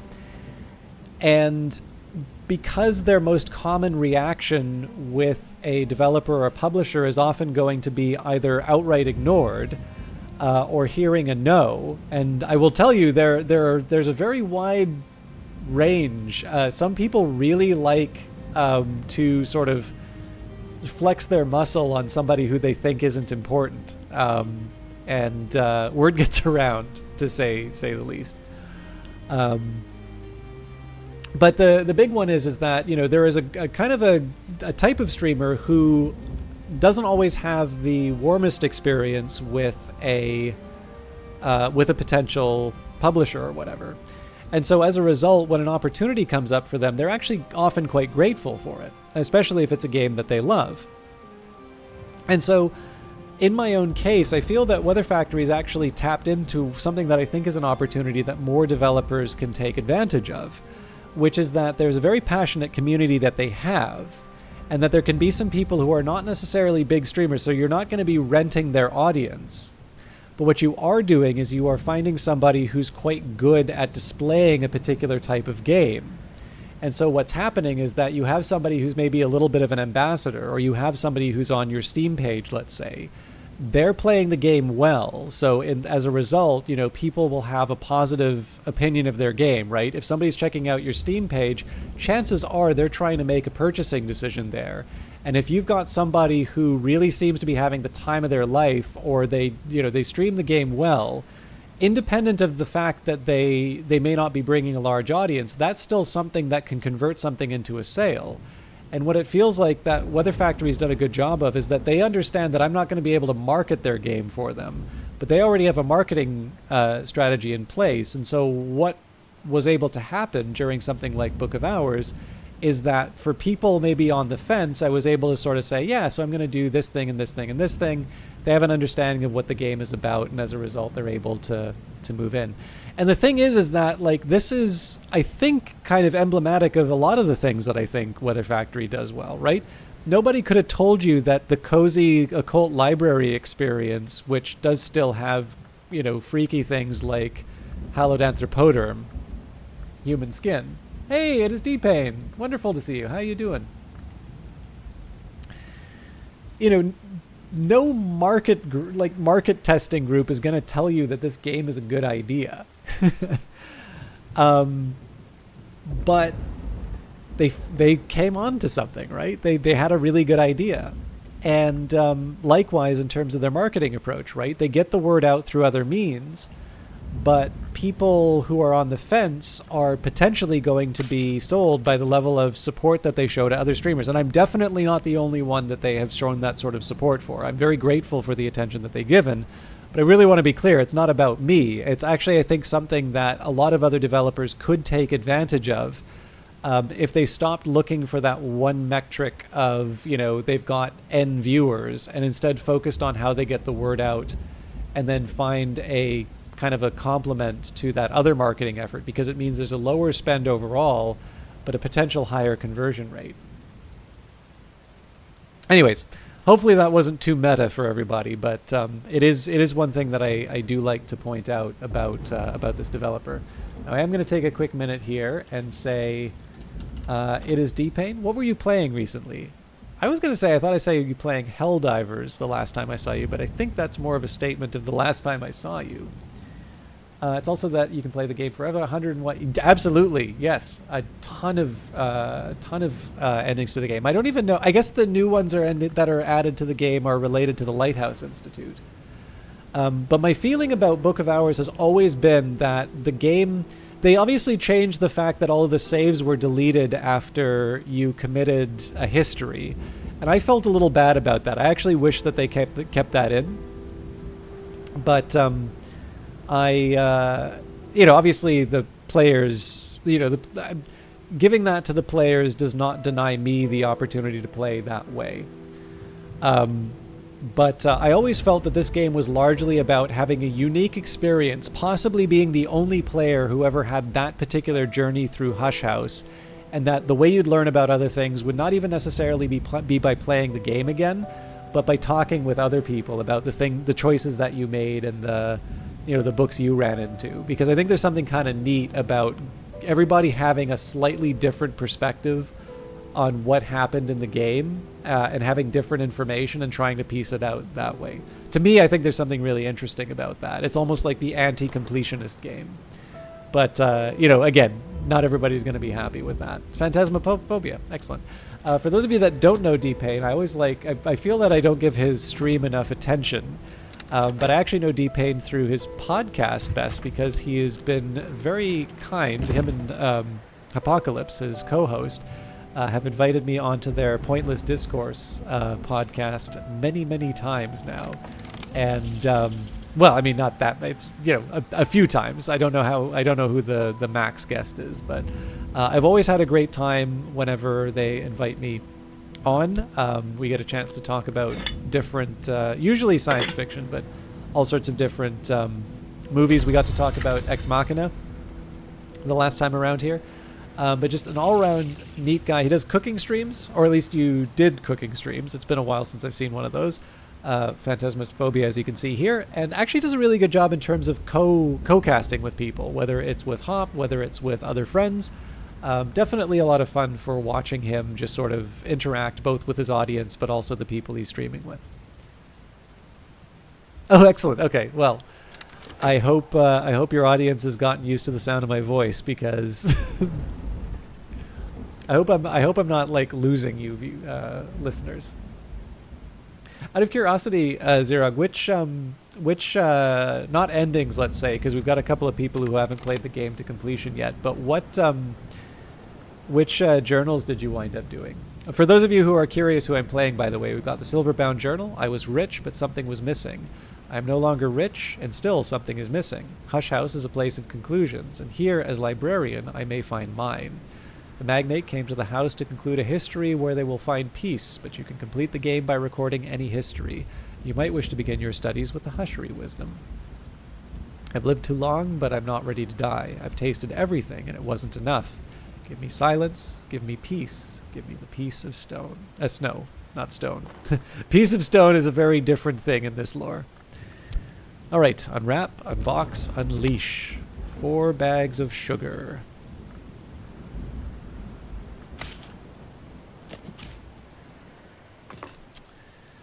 And I think I had a couple of things I wanted to do with it, so I was going to make a meringue first of all.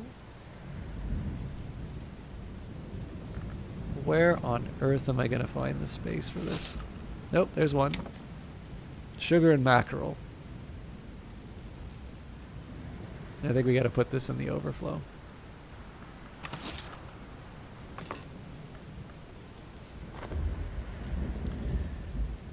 Okay.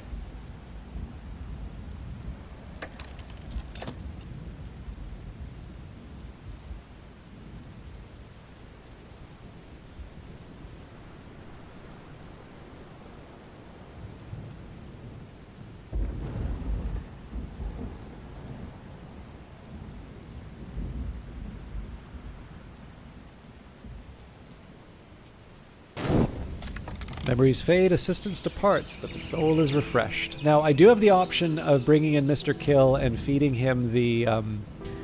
Oh, actually, I was going to work out whether or not Quenchings and Quellings gave me Nillicant. I don't think it does. But let's be sure of that. So we can add the Wormwood Dream. Let's also add the Blue Crown, because I can. Okay, so this definitely doesn't give me Nillicant. Let's find all the ones with Winter. So clearly this does.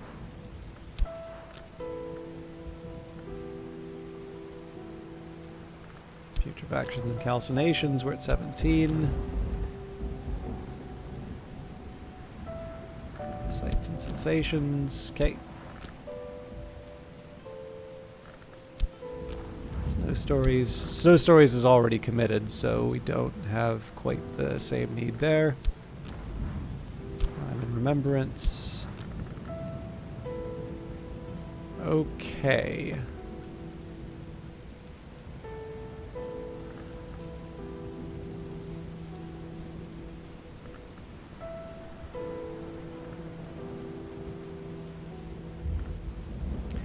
So this makes something of an argument for keeping putrefactions and not putrefactions and calcinations. Sights and sensations at a higher level.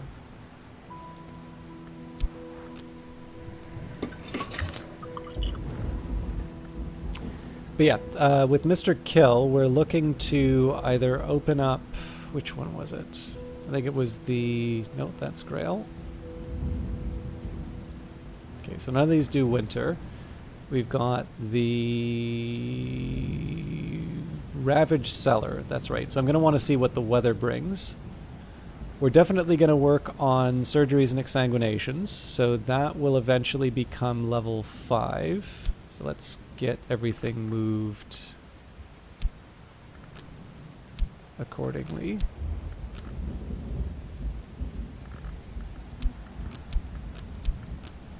I think bringing in Mr. Kill makes sense because he'll be a source of memories for me. We'll definitely go to Crowcross Sands as well. I want the... well, I mean, the sand I might throw back into the ocean at this point, but...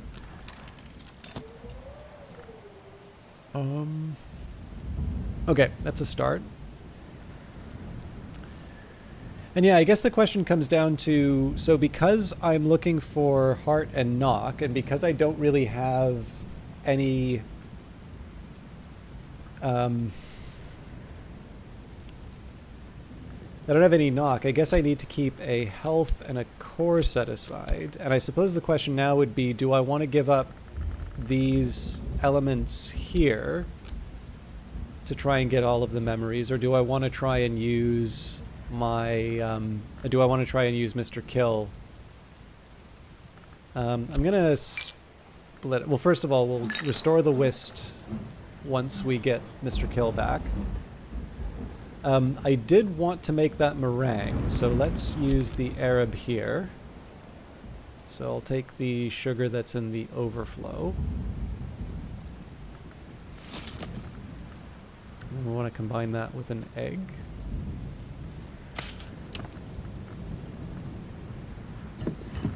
Make meringue, an ingredient for a higher purpose. And then when it comes to things that we can't get from Mr. Kill, we definitely can't get the pattern from him. So we read Against Vitruvius, now we'll read Cardia's Delights. We're already getting the Storm, so that's 2 of the 3 that I need.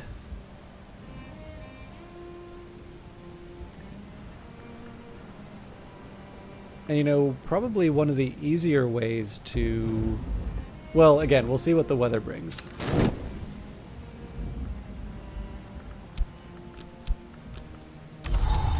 Alright, a gale. So... I've carried a memory like a flambeau safe through the mazes of night. This will complete once dawn has come. Okay, so I need to wait for the remaining memories, but in this case we don't need to worry about the elements of the soul in this case. I'm going to make another Solomon's Preparation. So muddle and mix a wintry preparation. Your first was a winter history with the Executioner, the Horn Journal. Second was Prodigal, Hammered Copper Journal. 2 that I've never touched yet. Forgewin, and then working on the artist. I've actually, I've done an artist playthrough now, so gotta get going, but thank you for showing the game. Not a problem at all, Earth Bowser. If you played Cultist Simulator, I'm sure you will enjoy this, but if you do get a chance to play at some point, feel free to stop by and let us know how it went. I'm really curious what you think of it.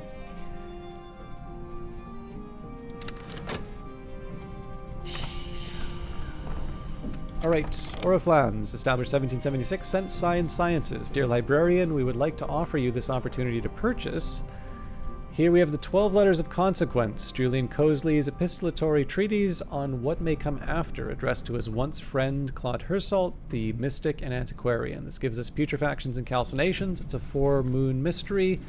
Seems like a pretty easy call here, so Oriflammes thanks you for your custom. And Mr. Kill can always spare a few hours to help a friend.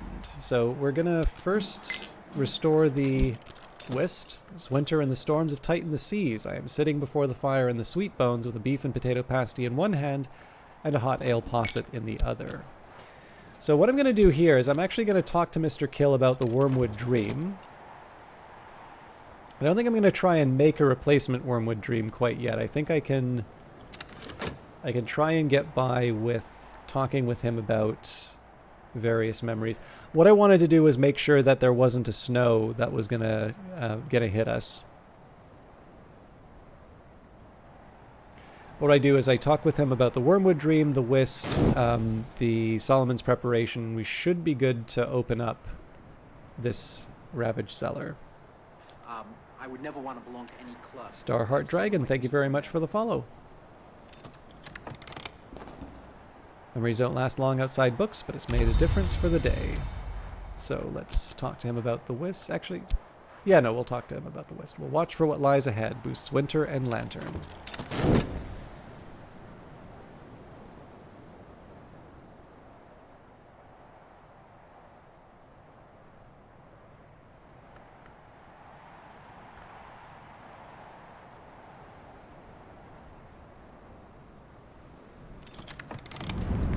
Ingredient for a higher purpose. Meringue. Add to milk for a legendary dessert, or with spicing, add to apples or pears. Oh! Apples. One moment.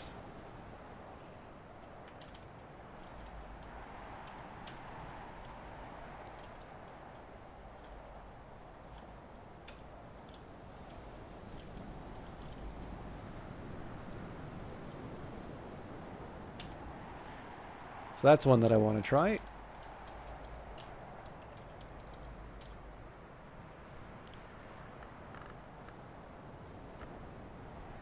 But I'm feeling perverse.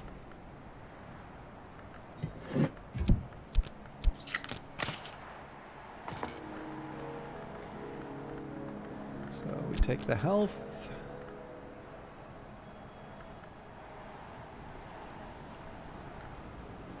Mushrooms.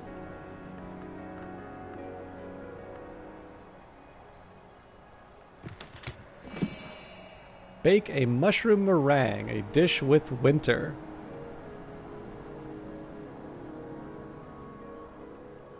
Ooh, archaeologist is a good one.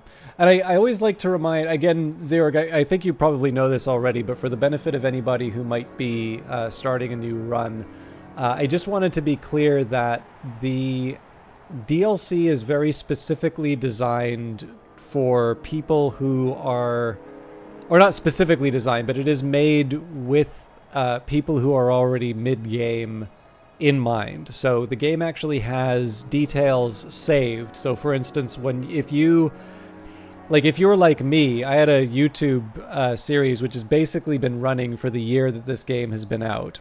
And let's say that I crossed over into House of Light, having not finished that run, which I think a lot of people are questioning whether or not that's going to happen. I already know the answer, but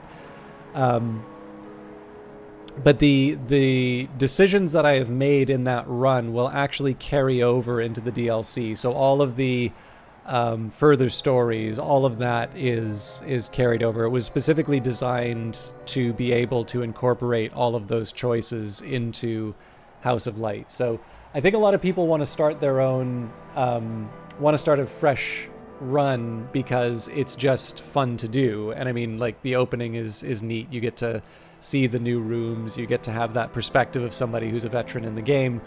But if people are, if people feel that they're doing it because they're going to miss out on things, it's actually very much designed to be accommodating. Like, it's a game that takes a long time to go through if you savor it, right? So I think it's a smart decision on their part, even though there's only going to be a temporary period where there are people who are mid-game who will get the new DLC, or expansion, whatever you want to call it. I think it's nice that they... I think it's nice that they've given people the option of, it's deeply integrated in the game, but it's also seamlessly integrated in the game. So, anyways, I am going to bake a mushroom meringue. So,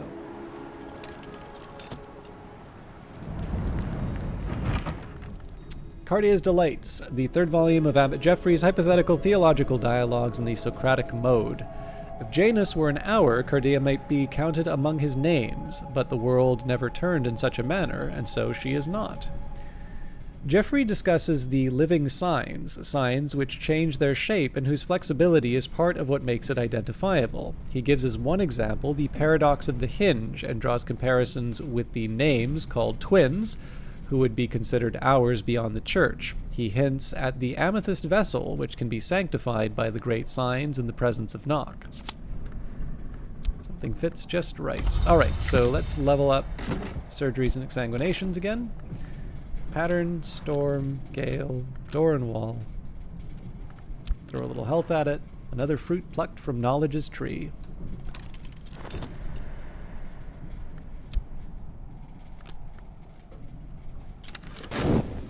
Oh!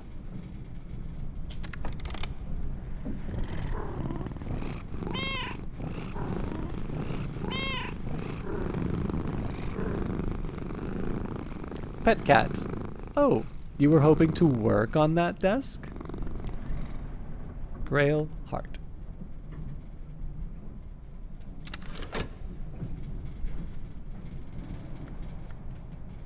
I think if you look at the names, you can guess who who that little digression was for. Better now. Alright, so we'll keep making the money at the Sweet Bones. My assistant and I will be prudent. So actually, we don't even need to go any further. We'll feed Mr. Kill the preparation, and we should be ready to open the room.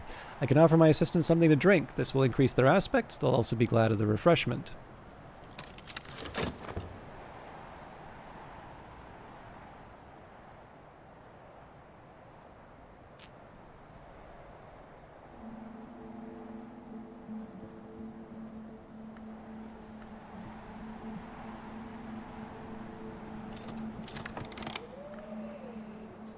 Alright, I think I have enough of these quartz chunks that I'm gonna chuck this one.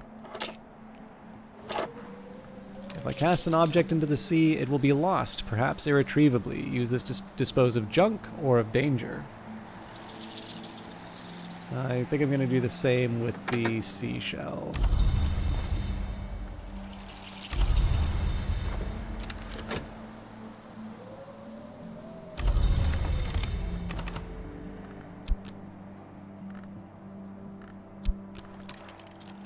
I suspect I'm not going to find apples during winter, but I still want to take advantage of the scrounging.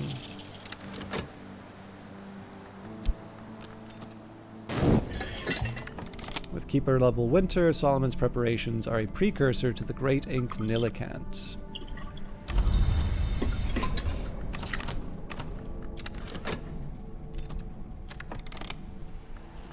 When something is given to the sea, it rarely returns, although of course I did. Now, I'll just double check here. I believe I'm short... Actually, I always get this off by 1, so let's see what I can do at the desk. So if I take my Tryst, the Edicts Martial, and add the Lunar Globe, I really just need one more moon. Now the old wound is a little, that's kind of overdoing it. So I'll see if maybe with Mr. Kill we can get a memory with one moon.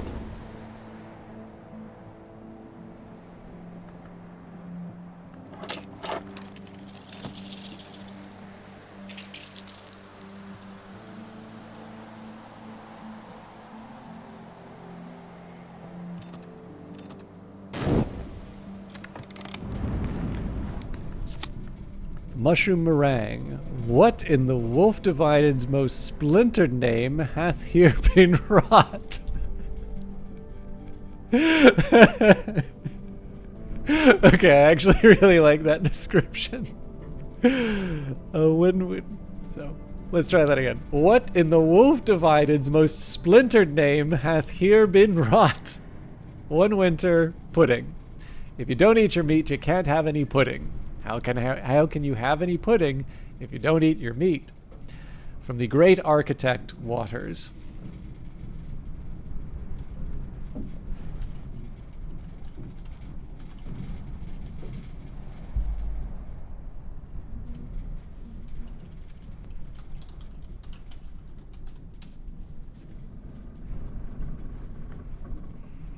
Gives me a reason to find more mushrooms, to be completely honest.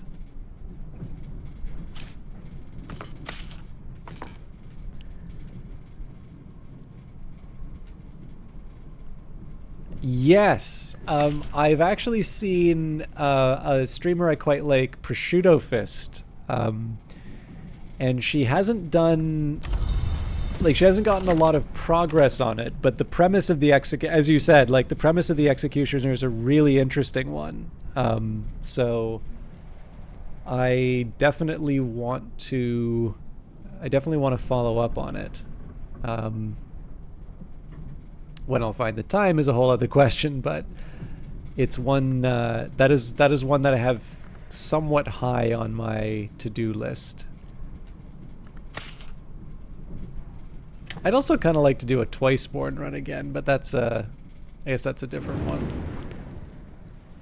I actually kind of want to do all the legacies. My commitment for the stream has been every save that I start, there's no guarantee in terms of when I get back to it, but every save that I've started in the game at some point will be turned into a it'll be turned into a like a history. I think I want a contradiction for this one.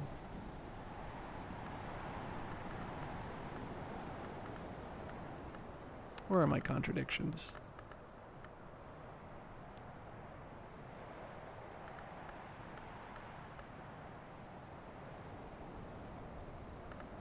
I think these are hindsight, yeah. Regrets, foresight, salt, beguiling melodies.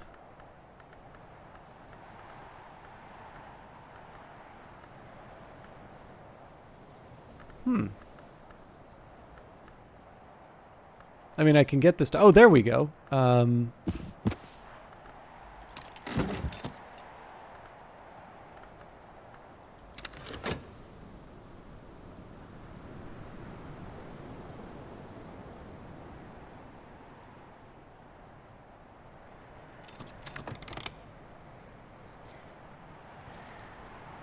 have to waddle out. Have fun with the experiments. And thank you very much, it is D-Pain. I appreciate you hanging out. I know it's not easy to do after a stream, but you always seem to find the time to hang out here, so I appreciate that. I hope you have a wonderful night, and we'll talk soon. Dead men don't tell no bloody tales. Well, who'd listen? Okay, so really right now the question is, what do I want to do with my remaining elements of the soul? So I think one thing I can do here is pick up some more blue crown. I really only have the opportunity to do that in the winter. But the next question is, like, what I'm kind of doing in terms of my overall plan is to use Hushery to get to Nyctodromy. And specifically what I'm looking for in Nyctodromy is to get to Skolakosophy. And between Skolakosophy and Nyctodromy, I'm going to... Let me just double check that I've got that right. That's going to be my source of Shapt. And then from there, we're probably going to be at a point where I can do a Salon with a reasonably good chance of satisfying everybody's curiosity. So Nyctodromy is 4 to 9, although realistically I just need to be 4 to 7.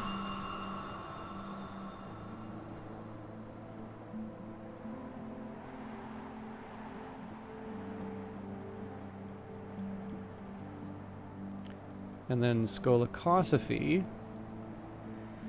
I mean, realistically, that's whatever the starting level is to 9, but we don't need to go all the way to 9. 5 to 9, okay.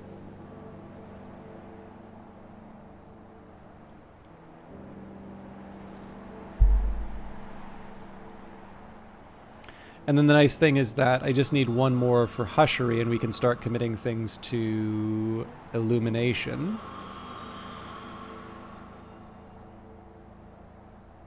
Yeah, we're actually getting to a pretty decent place in terms of leveling these things up. But let's start thinking about what Nyctodromy skill I want to put at level 5. So I suppose there's a small argument for bringing Sickle and Eclipse up.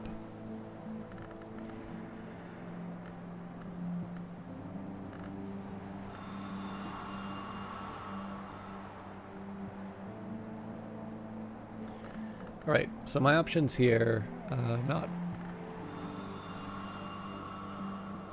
strings and songs, sea stories,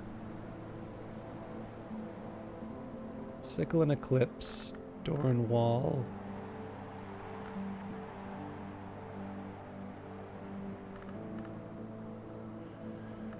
I do like the idea of using the ones that don't. So, like, I think Bosk is something that I need to have a 1 through 9 on. Actually, that can't be right, because if I'm using Skolakosophy. Nope. Okay, so what? Oh, right, because there's no path from Skolakosophy to Bosk. Okay. So let's prioritize right now any Nyctodromy that doesn't take one of my 1 through 9s, and my 1 through 9s will be Horamachistry, Bosk, and Hushery.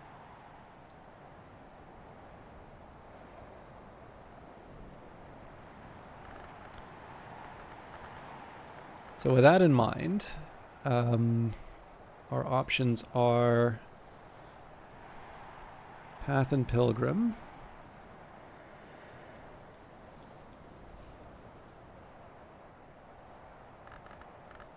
Strings and Songs,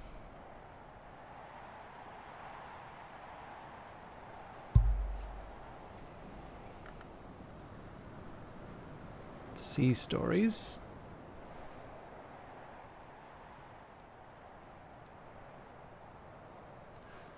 although I've always wondered if I can get all the stories in with Birdsong, Sickle and Eclipse,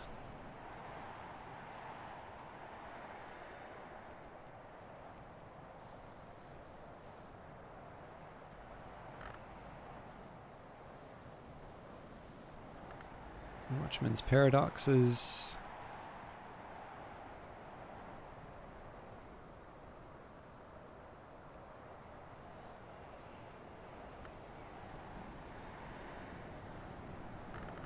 now Sights and Sensations I think I already queued up for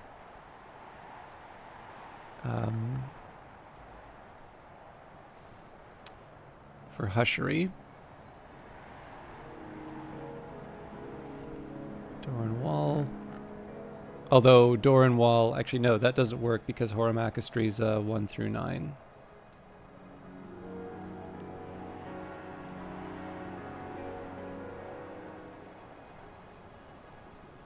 Okay, Edict's Liminal.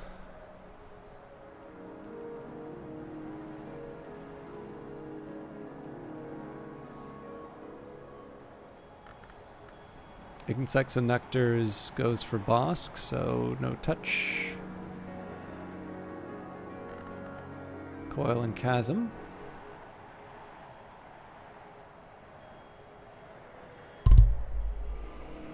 Okay, and then one other thing I want to try and do to simplify life for myself is the lantern stuff. So we've got Edict's Marshal, which is already in a pretty good spot, so that's maybe one we put to Horamachistry already.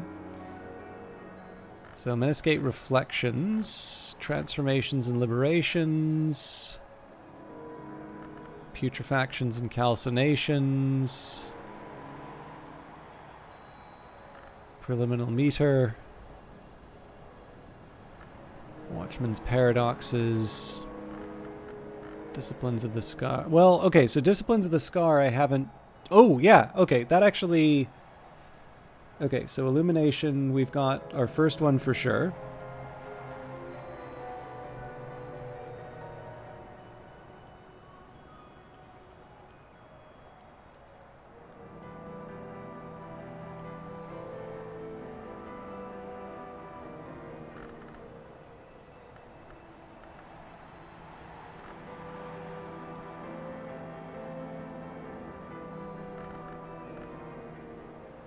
The other one's less clear, I suppose. What's the benefit of committing a leveled up card versus a lower level card? You're not necessarily misunderstanding, but what you'll notice is that as you go up, you'll actually require a skill level.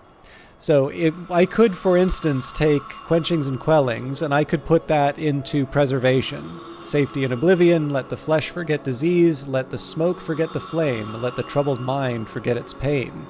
Preservation. Or Safety and Silence, unwise words are dangerous. Mourn them, remember them, speak them not. This is Hushery. But the thing is that I've already put all this effort into leveling it up to level 9, and it would be best in that level 9 slot. And that's just because it takes a lot of effort to try and get something up to level 9. So you cannot put a lower level skill into a higher level slot. So Putrefactions and... Oh, sorry, that's not a Hushery one. Inks of Revelation will work in this case. So Inks of Revelation is level 2. But you'll notice I can't put that in the Hushery slot because it doesn't have the level. So there's no rule saying, like, they're not fixed in place. The skill is fixed in place in the Tree of Wisdoms. But if you want to level up a skill that is already in the tree, you're allowed to do that. So let's say that I had Edict's Martial and I already committed it at like level or skill level 1. No rule saying that I have to keep it that way.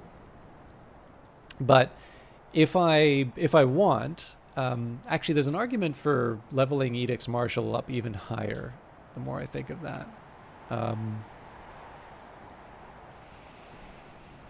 Sorry, I need a minute to think.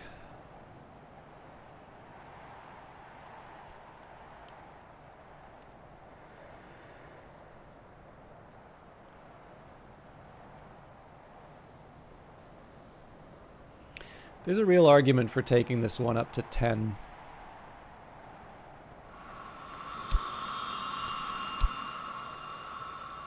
Conflict creates gods. All the hours are defined by their opposition to other hours, just as we are defined by battles we choose. This is a matter of the Horamakastri wisdom. Understanding creates conflict. When we name our differences, we learn our enemies. Where there are no names, there are no enemies. This is a matter of the illumination wisdom.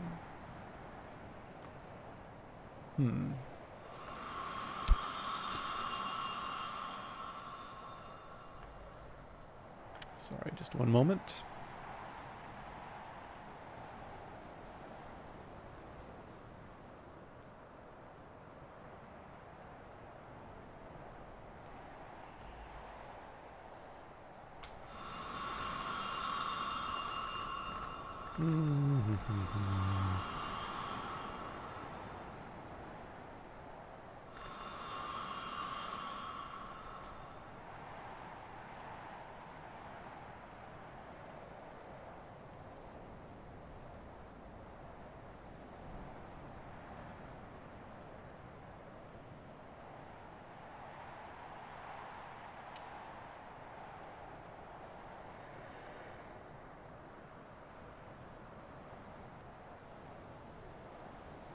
Okay, I think I have another set that I'm going to level up.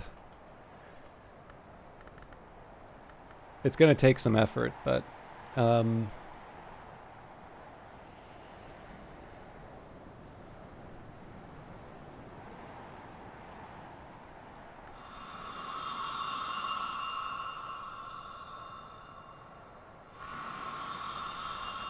one more thing for me to look at.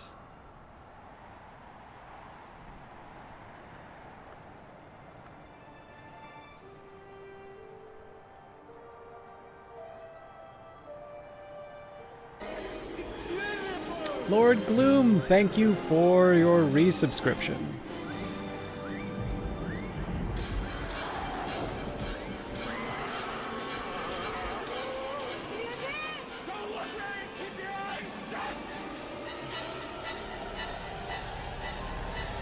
I hope you are doing very well, sir. I know you have been playing some Tarkov lately, but I feel like you were playing a new game.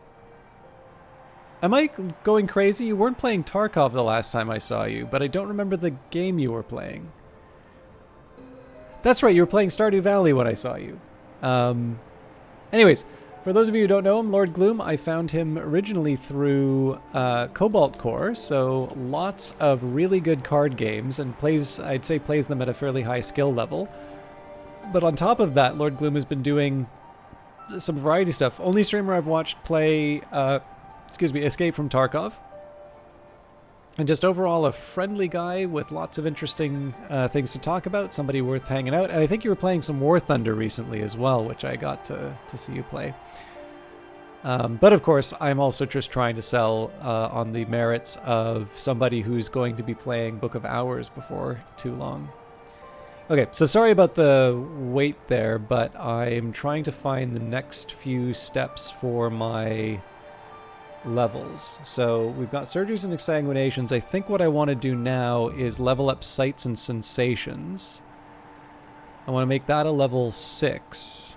So that's going to require sky and winter. And specifically, that's going to require 4 sky and winter. So let's see what we can pull off with... well, it depends on the difficulty of the text, but if I've got heart, winter, or moon texts, I should be trying to get ambitious with those. That's a little too ambitious, but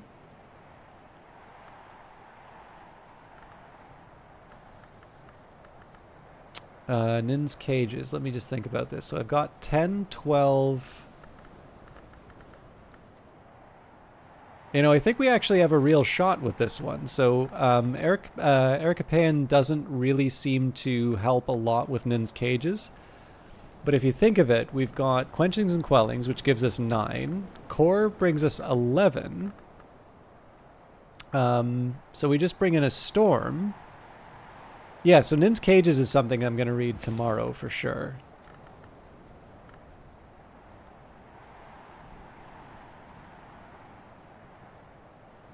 And this is a fairly important one because I want to see whether or not a 16 will give me more than 2 lessons.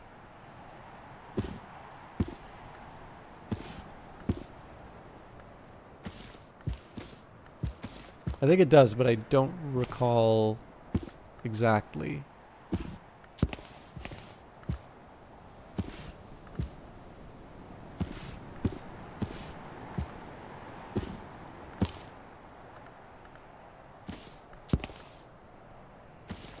The Scar in the Sky. Okay, that's another one for us to use.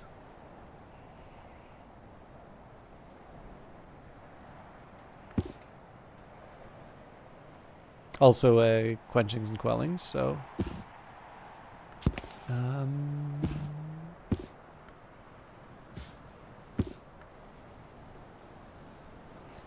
the time of amusingly, surgeries and exsanguinations. I probably should have considered that one.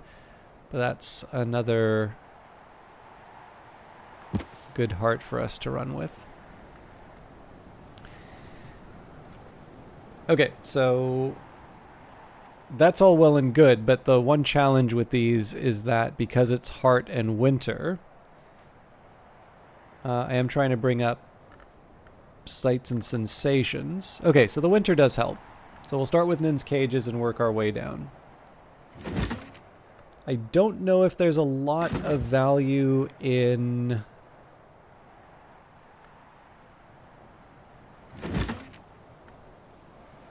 Yeah, so I don't think there's a lot of value in trying to read that today. I think the last thing that we want to do is... I want to get surgeries and exsanguinations up to level 5.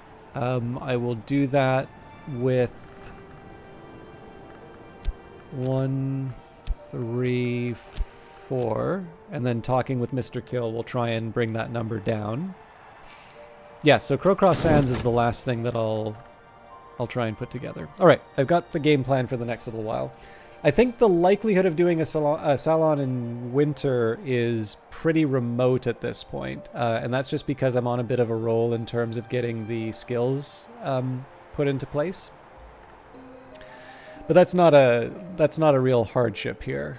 especially because I haven't been sitting down and planning out the route for the skills. So I think it's nice that I'm finally breaking some of that indecision and committing to kind of getting on with it. Once we hit the kind of bells and birds, we'll use the elements of the soul to level these things up. I guess I also wanted to make another meringue. How much do I value the beach trip? I think we'll go to the beach first and then make another meringue.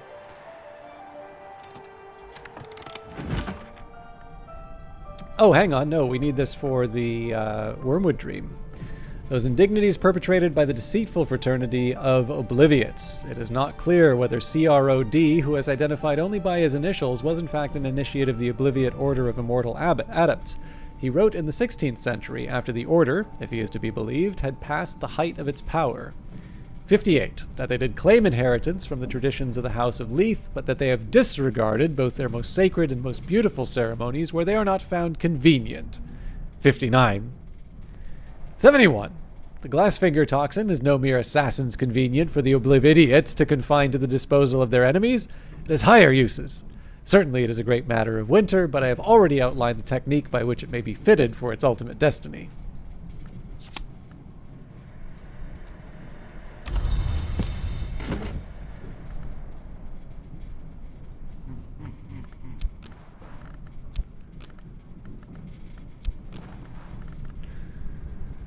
Okay, clearly I got the number. No, I didn't get the number wrong. I just got the desk wrong.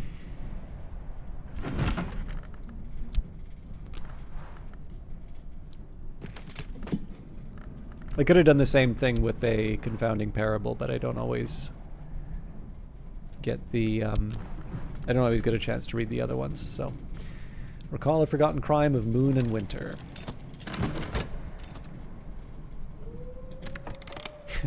Alright, that's it. We're throwing out the Serpentinite.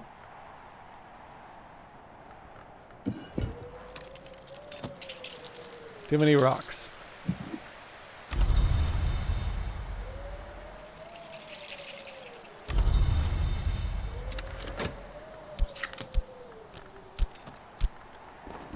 And Oriflammes thanks you for your custom. So this is something that we're able to read whenever we want, but we'll do so once we have a clear idea in terms of what lessons we need. Better now. So if I want, I can use this to... Actually, I can use this to make another meringue. And foresight, so that doesn't do too much for me. Yeah, let's get that meringue. If nothing else, because that will help free up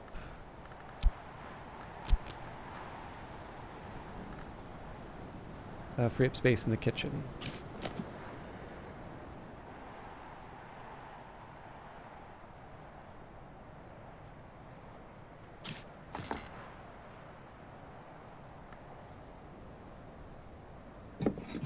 Make meringue an ingredient for a higher purpose.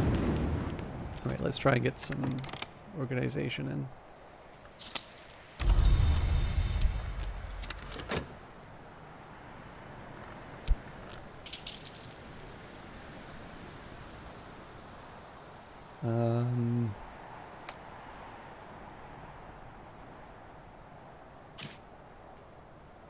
Oh hey, that fits.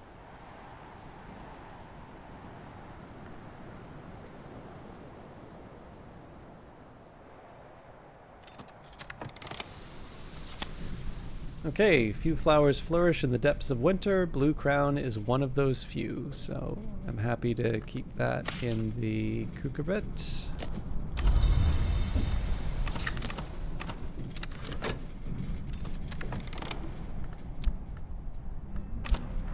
And I think I'm gonna have to use my elements of the soul before... Actually, you know what? Let's just queue it up now. So again, we're looking to level up surgeries and exsanguinations. That's knock and heart. So my best bet here, for knock, the pattern's the best place to start. So on the winding stair, which is a Ramson text. This language has been called Mantik Altair and Lenga Aukel, or Ausel maybe, and the speech of birds and Ramsund and the hazelnut tongue, but it's a language of secrets, and its true name may never be used. The aviform Hours use it at their roost, or so the story goes. Okay, so that's pattern.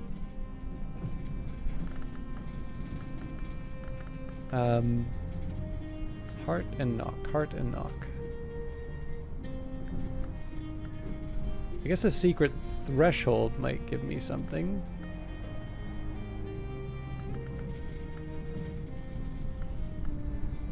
Actually, I guess it doesn't really matter if it doubles up, so let's read what does not bark. If it doubles up, it just means, you know, it means I had an opportunity. Like, if I could have seen the future, it means I would have had an opportunity to use the element of the soul, but we're already using the elements of the soul to read all this stuff, so. I'll use the Faust. So I guess a solace works here.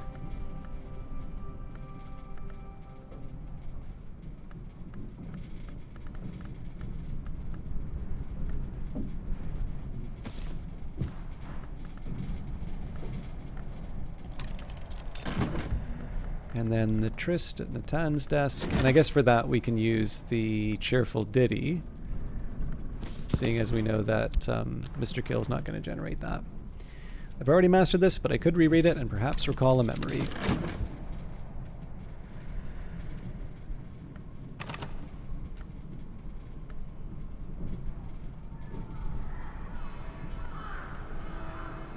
So that's the signal that I've got 1 more minute left.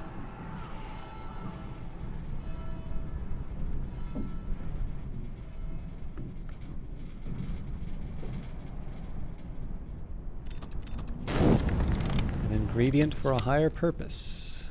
So we need to wait for the apples for that, but dead men don't tell no bloody tales. Well, who'd listen? So the regret doesn't do that much for us. I'm just going to take Mr. Kill to open up the room. So again, here, the ravaged cellar. This room too has been visited by worms, the abomination of the relict kind, but almost no traces remain.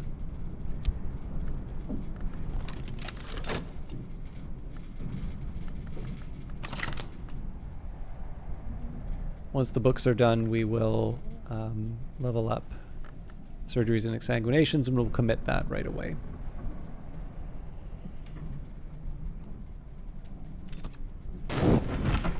Let us hope it is equally possible to forget this again.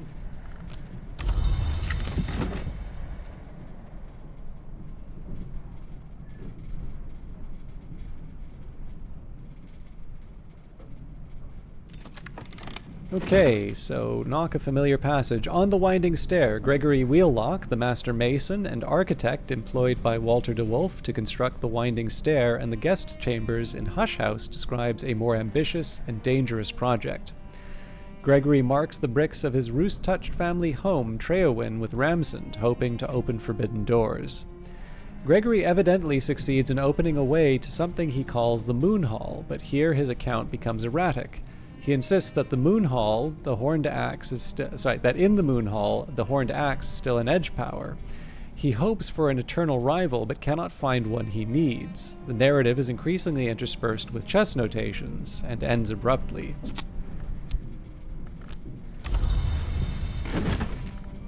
What does not bark? Alexander Probst writes warily of Calyptra, a law, principle, or society which prevents the dissemination of dangerous knowledge.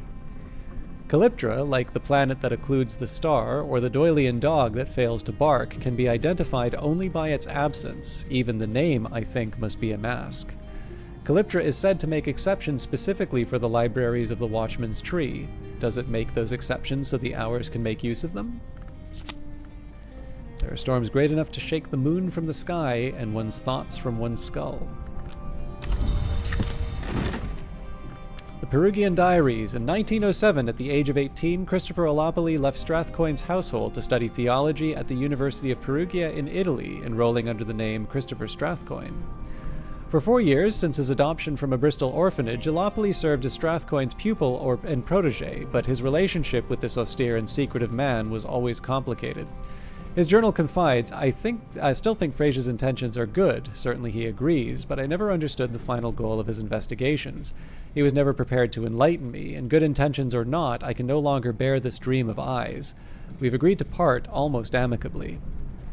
Alopoli left Perugia in 1909 without completing his degree. He had long lost interest in his studies, and the latter half of his journal is concerned with studies of Umbrian folk songs and notes towards his own compositions, which are of widely varying quality. One of the better ones, in the Marshes of Night, suggests he visited the site of old Lake Fucinus near Ortuccio. Cheerful ditty, a rousing little rhythm. So let's get surgeries and exsanguinations to the level we want it. So we take our core. If we want, we can double check to make sure that we have the available lessons. Oh, I'm short one. We've got the cheerful ditty, the storm, the pattern. Oh, right.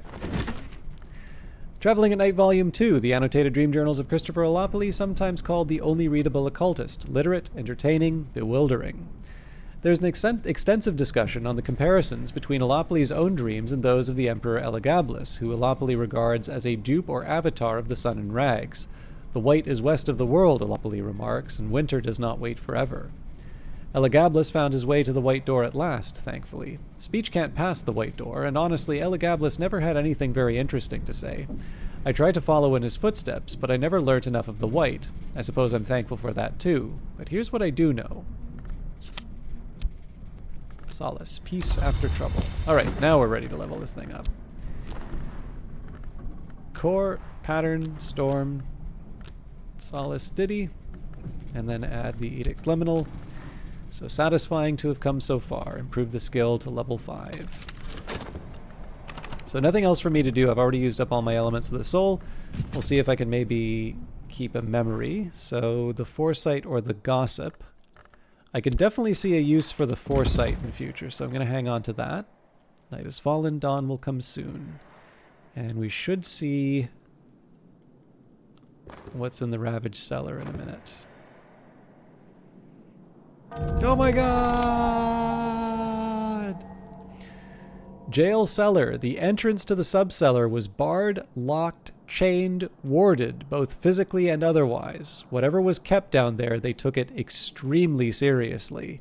It looks very much as if the questing worms broke the seals, drawn by the power below. It looks very much that they regretted it.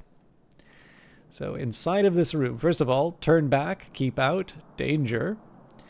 We have got Schloss Jannings, a bottle, dandelion wine, homemade flower wine, sloe gin, homemade berry gin, kerosene, paraffin, abandoned packages, copper wire, arsenic, a box of oddities, elderflower cordial, scintillate oil, serpent-style glass, amethyst ampule, pickled mushrooms, you'll learn to like them, essential periost, Solomon's preparation, and another saw. Oh, also a widow's candle, lighted in remembrance. We can get access to the sagging dock if we have 14 moon or 14 rose. The storms had their way with this since the prison was abandoned. It won't last much longer. And the incandescent hollow, sunken heat still roils below. Its originator must be long gone, but it must be quelled before I can descend safely. And we do have the winter that we need to be able to go there if we want. Okay. That actually seems like a worthwhile project for tomorrow.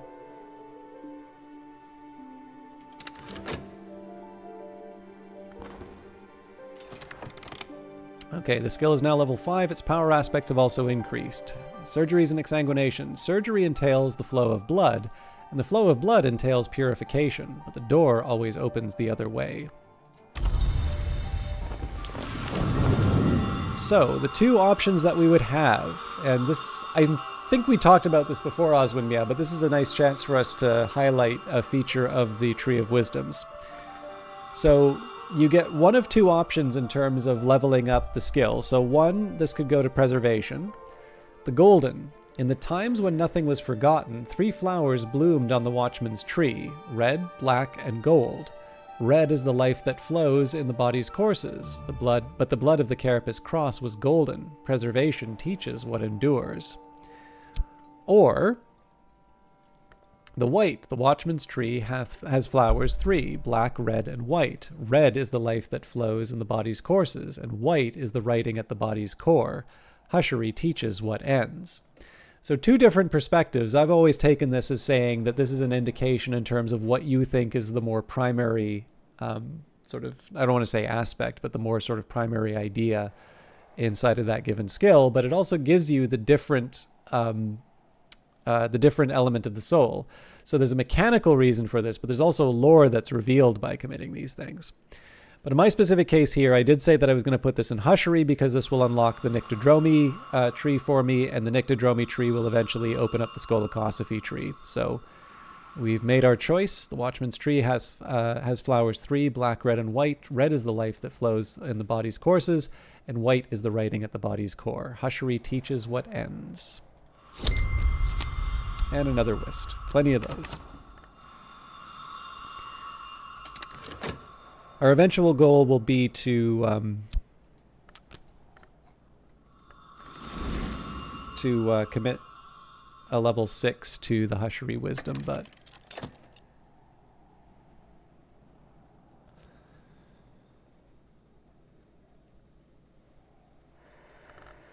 I'll actually start moving sights and sensations up.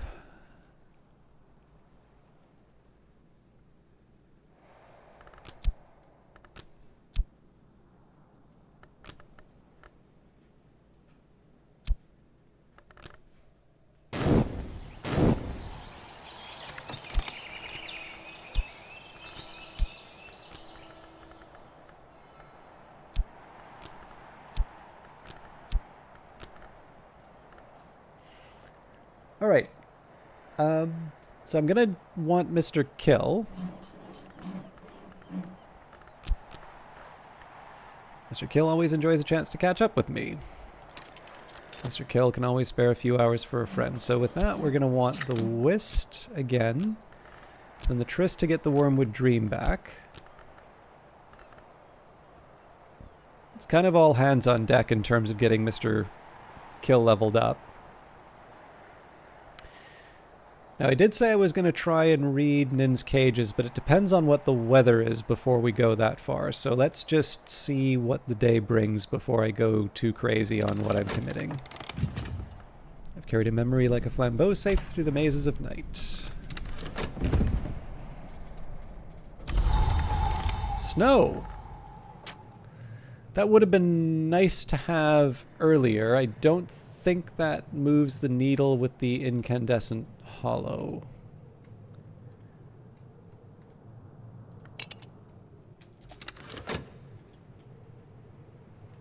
So yeah, we're gonna wait on Mr. Kill here. Mr. Kill can always spare a few hours to help a friend. A tamer of trees, a worker of woods, a consigner of cadavers. He has also been known to try his hand very diffidently at poetry. Alright, to exalt with the memory, I can discuss a memory with my assistant. This will use up the memory, but boost the assistant's abilities for the rest of the day. Let's restore the Whist right away. It is winter and the storms have tightened the seas. I am sitting before a fire in the sweet bones with a beef and potato pasty in one hand and a hot ale posset in the other. Let's get a storm. So we have the Swaddled Thunder. A storm swathed in subtle threads, ready to be released with a few judicious snips. Investigate the object. You won't use this up or consume it by doing this.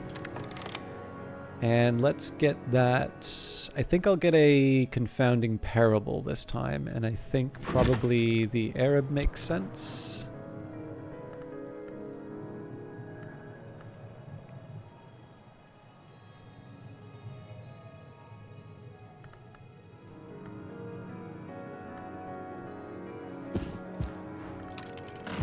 And I think I will go back to the moor and the beach.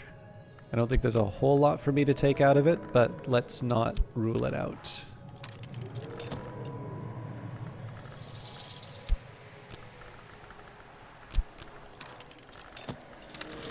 I'll worry about the packages in a little bit. I want to try and make a little more progress on my memories before we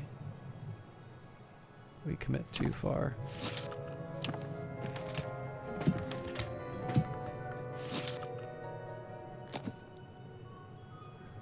I think we can put the pumpkins, well, one of the pumpkins elsewhere.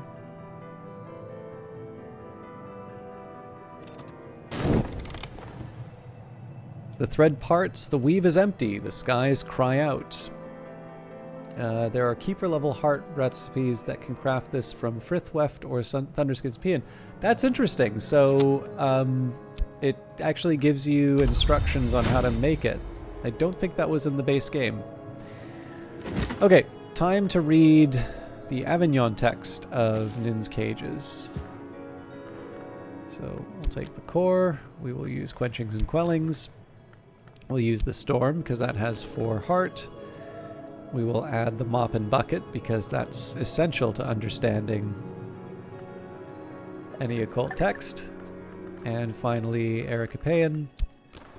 Heart onwards. I can master this mystery. Enough heart to match mystery heart. Now, part of this is to see how many lessons I get from a 16 heart text.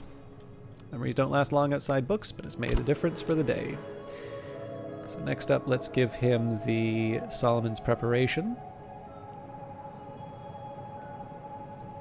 Solomon's Preparation. Solomon Husher would take this every night without fail before sleep to close his ears to the sound of the waves. But on the 9th of January, 1838, a heavy snow fell on Hush House. When the other residents dug themselves out, Husher was nowhere to be found. He had left a resignation letter and an undrunk measure of his preparation. A nice drop. I can offer my assistant something to drink.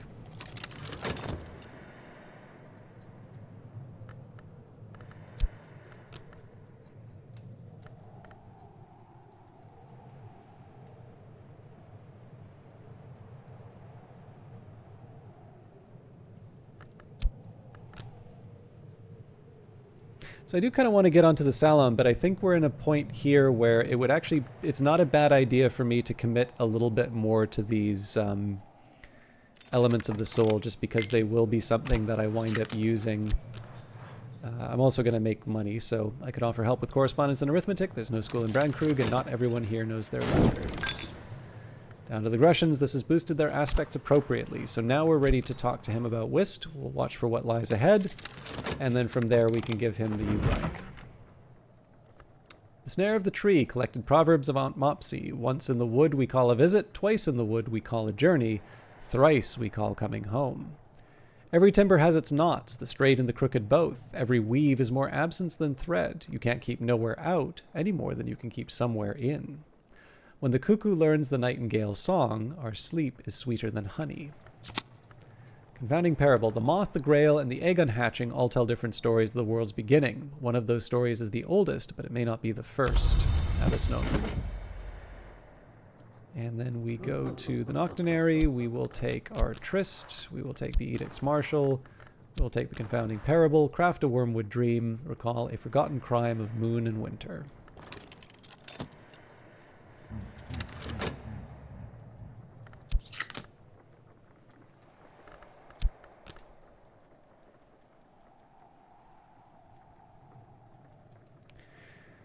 Now I do have the option of opening up these various packages. I'm actually going to add those to my... Yeah, let's start moving some of these around. So the pickled mushrooms should probably go... This is my overflow for the kitchen, but we'll put those with the others. The elderflower cordial we can actually put up with the others.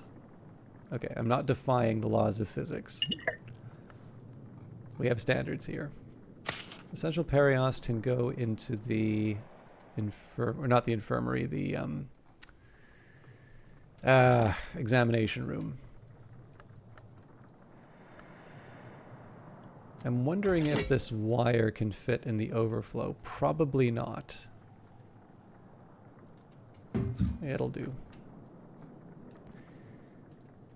Scintillate oil. I mean, I suppose once upon a time we would have kept that here.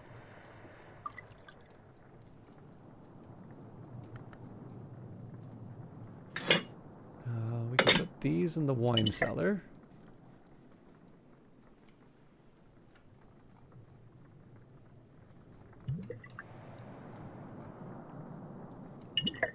No shortage of dandelion wine.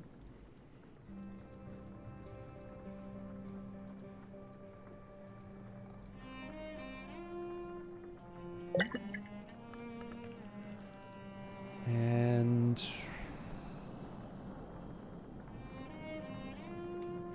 oh, here's one for you to ponder. For those of you that this may be new, I'm not going to consider it, but we have the serpent-style glass. Carved snakes writhe down the frame. A prominent inscription reads, "To the librarian Gervinus in earnest of our wager."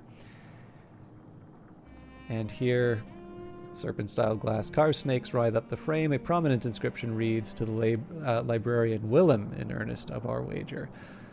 I think probably Weather Factory was just making a mistake when they did that, but we'll keep that between us, right?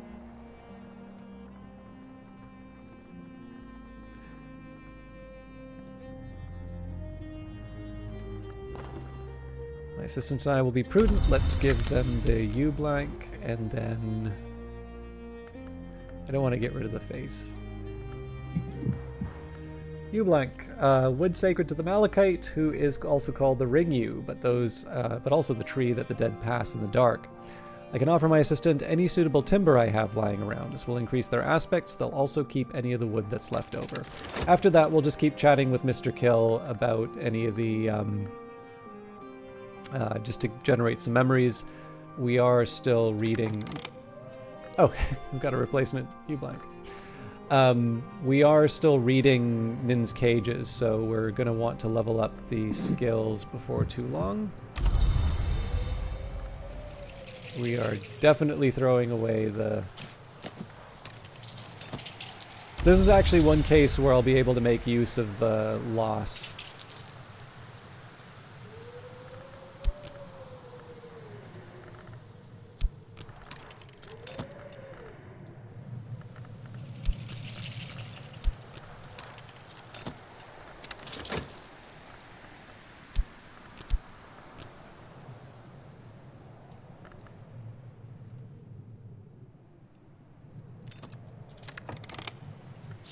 When something is given to the sea, it rarely returns, although of course I did.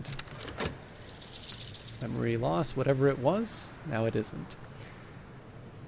So all of this is in preparation of leveling up sights and sensations. We've got quite a bit of work ahead of us, but every little bit helps. So an afternoon spent profitably, reading newspapers to the curious, writing affectionate letters for the lonely, steering farmers to the requirements of the Ministry of Agriculture. It is winter, and the storms have tightened the seas. I am sitting before the fire in the sweet bones with a beef and potato pasty in one hand and a hot ale posset in the other. And additional supplies let it clutter up their shelves. This has improved their aspects appropriately, so we've got Mr. Kill up to 15 winter. Oswin is now screaming at the monitor saying, "How did you do that?"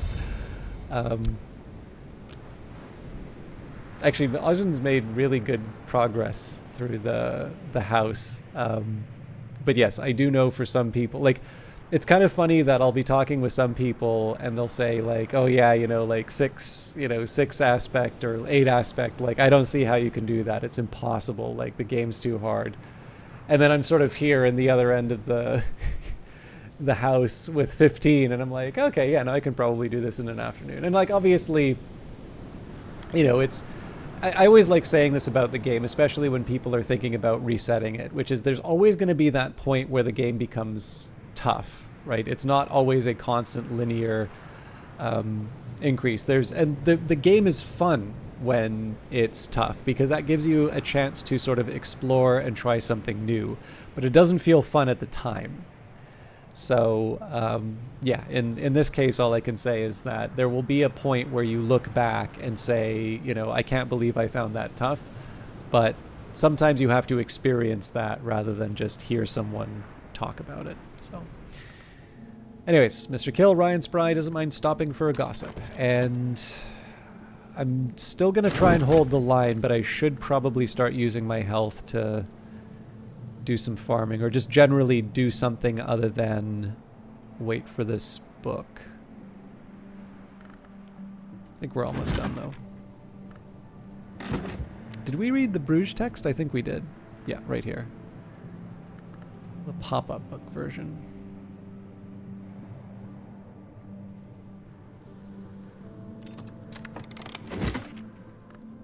Nin's cages, the Avignon text. The merciful measures of the witch Nin. Nin's stated aim was to keep beyond the walls of sleep that business which should not trouble the world. This includes fever, madness, and delirium, as well as spirits identified as devourers and deceivers. Nin warns against cutting hair, cracking mirrors, spilling blood, or invoking the edicts liminal or inviolable before sleep, for no matter how secure a lock may be, its key will surely open it. Now, this is a hint that we already used. It was so that I could get the... Alright, that gives me 3. That was a hint that allowed me to get this particular book.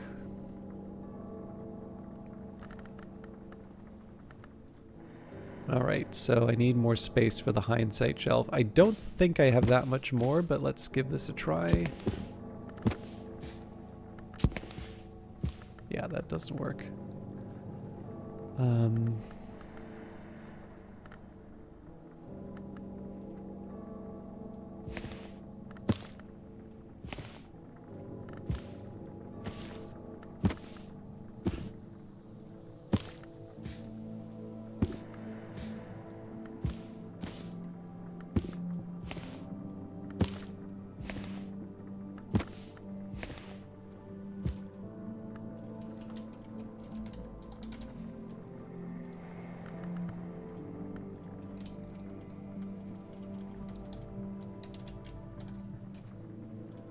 Trying to keep everything in order.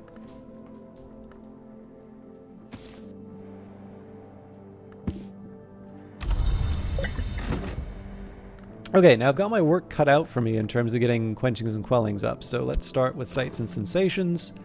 We will take our whist, we'll use one of the lessons, so loss and hindsight are a good start. I'm no expert, but I'm no dabbler either. So let's just set aside the 2 whist for here. I could possibly use a Faust as well.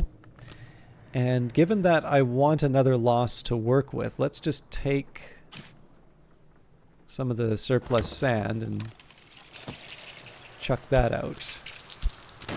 We'll see whether or not we can get anything from Mr. Kill to make this easier. Let's hope it's equally possible to forget this again. And Mr. Kill, give me another foresight. Nothing too special there, but let's keep running it through. Now, why did I keep the Tryst set aside? I've got my Wormwood Dream.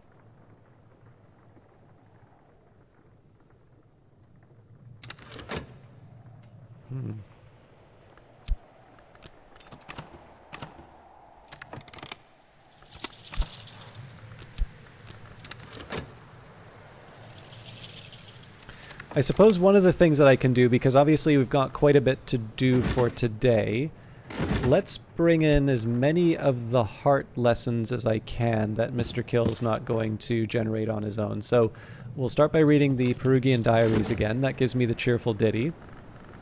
For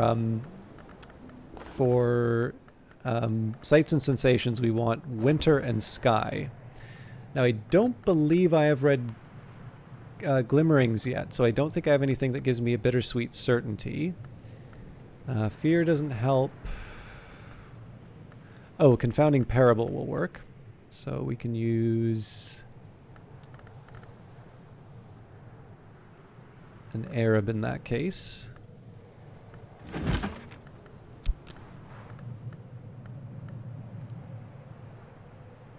Hang on, sorry. We've got, okay, Foresight, Regrets, Gossip. Salt would work.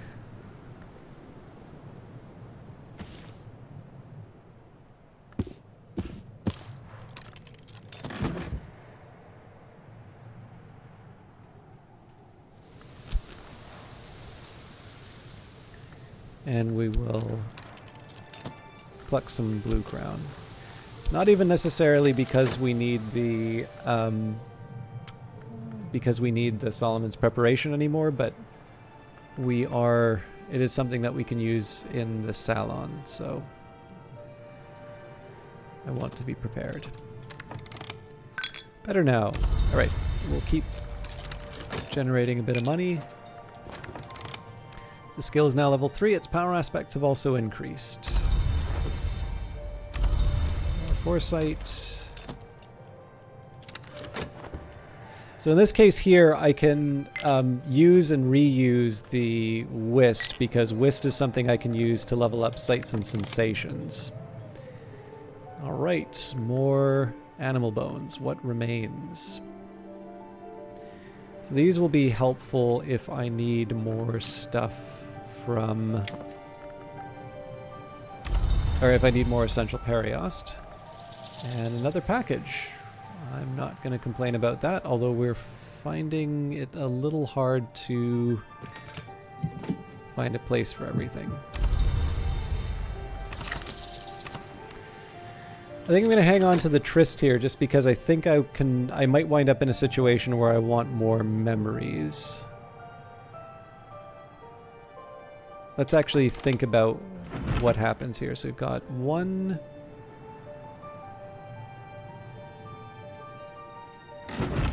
2...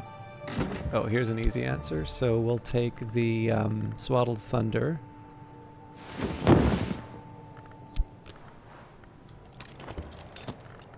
So that's 3, 4, 5.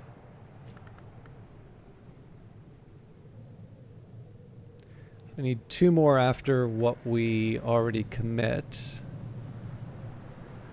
I think I'm going to wait for the...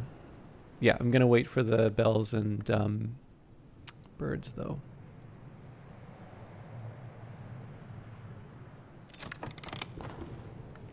Dead men don't tell no bloody tales? Well, who'd listen?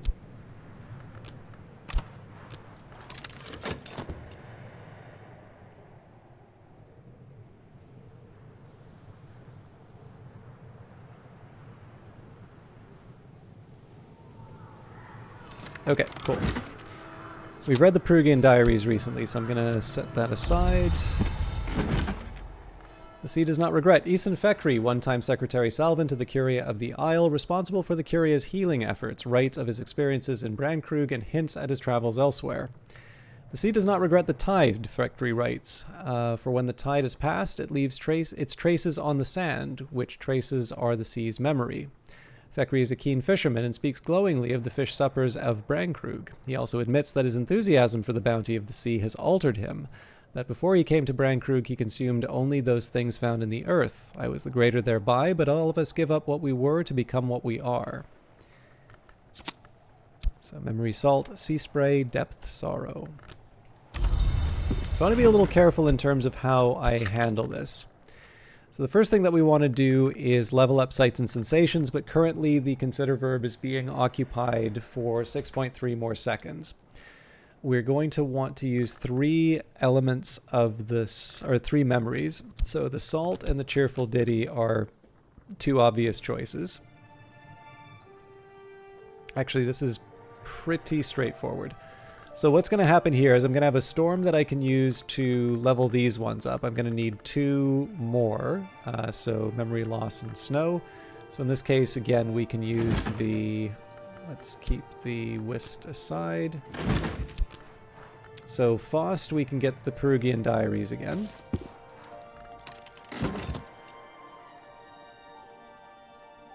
And for the...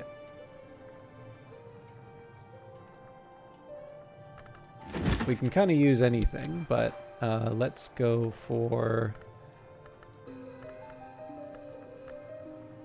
maybe a regret.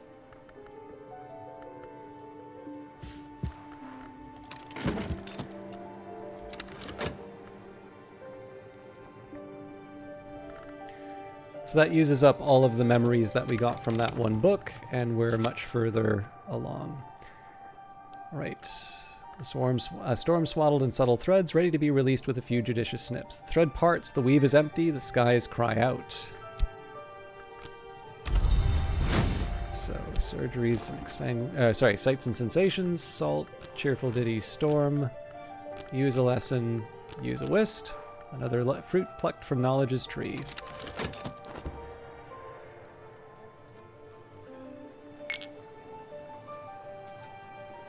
And there's no real reason for me to restore this. So originally I was going to... Well, okay, so if I restore this, what use do I have for the winter? Like, or for the wisp? What is the memory that I take overnight that I can't take over right now? Because I've already got a foresight which I can carry over. Not really anything, so I think I'm going to say we'll just leave that as making money.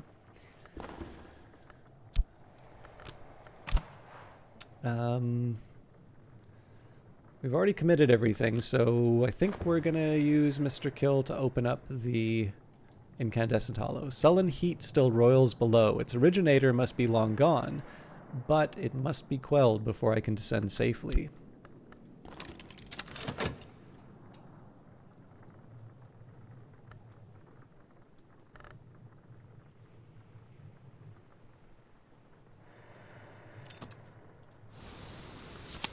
Few flowers flourish in the depths of winter. Blue crown is one of those few. So I'm gonna start keeping these in the...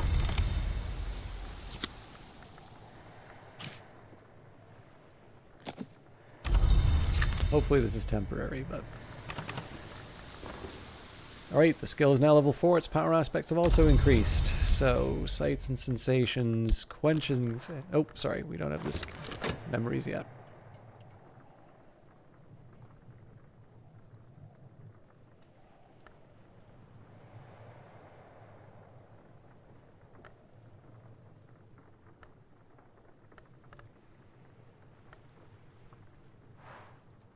Night has fallen, dawn will come soon.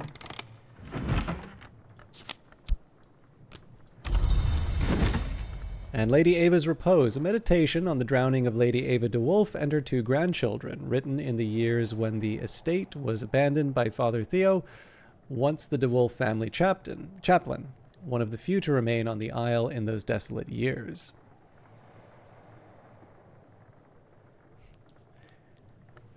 There are so many stories of her heritage, so many rumors of her persistence. We might easily choose to believe that the grand twins escaped, even that they live yet beyond the sea. Father Theo has come to believe that Ava sought an escape from a family curse, the pale heritage of Haffren, her forebear, or the curse placed upon the line by the cunning man Red William in the time of Hendrik de Wolf. He had begun by believing neither curse was real, but as the book concludes, he decides that he is determined to believe in them, rather than to accept the 3 deaths as a futile tragedy. One does not so easily escape the long necessity of faith, he concludes. So again, this was really just for any old winter will do.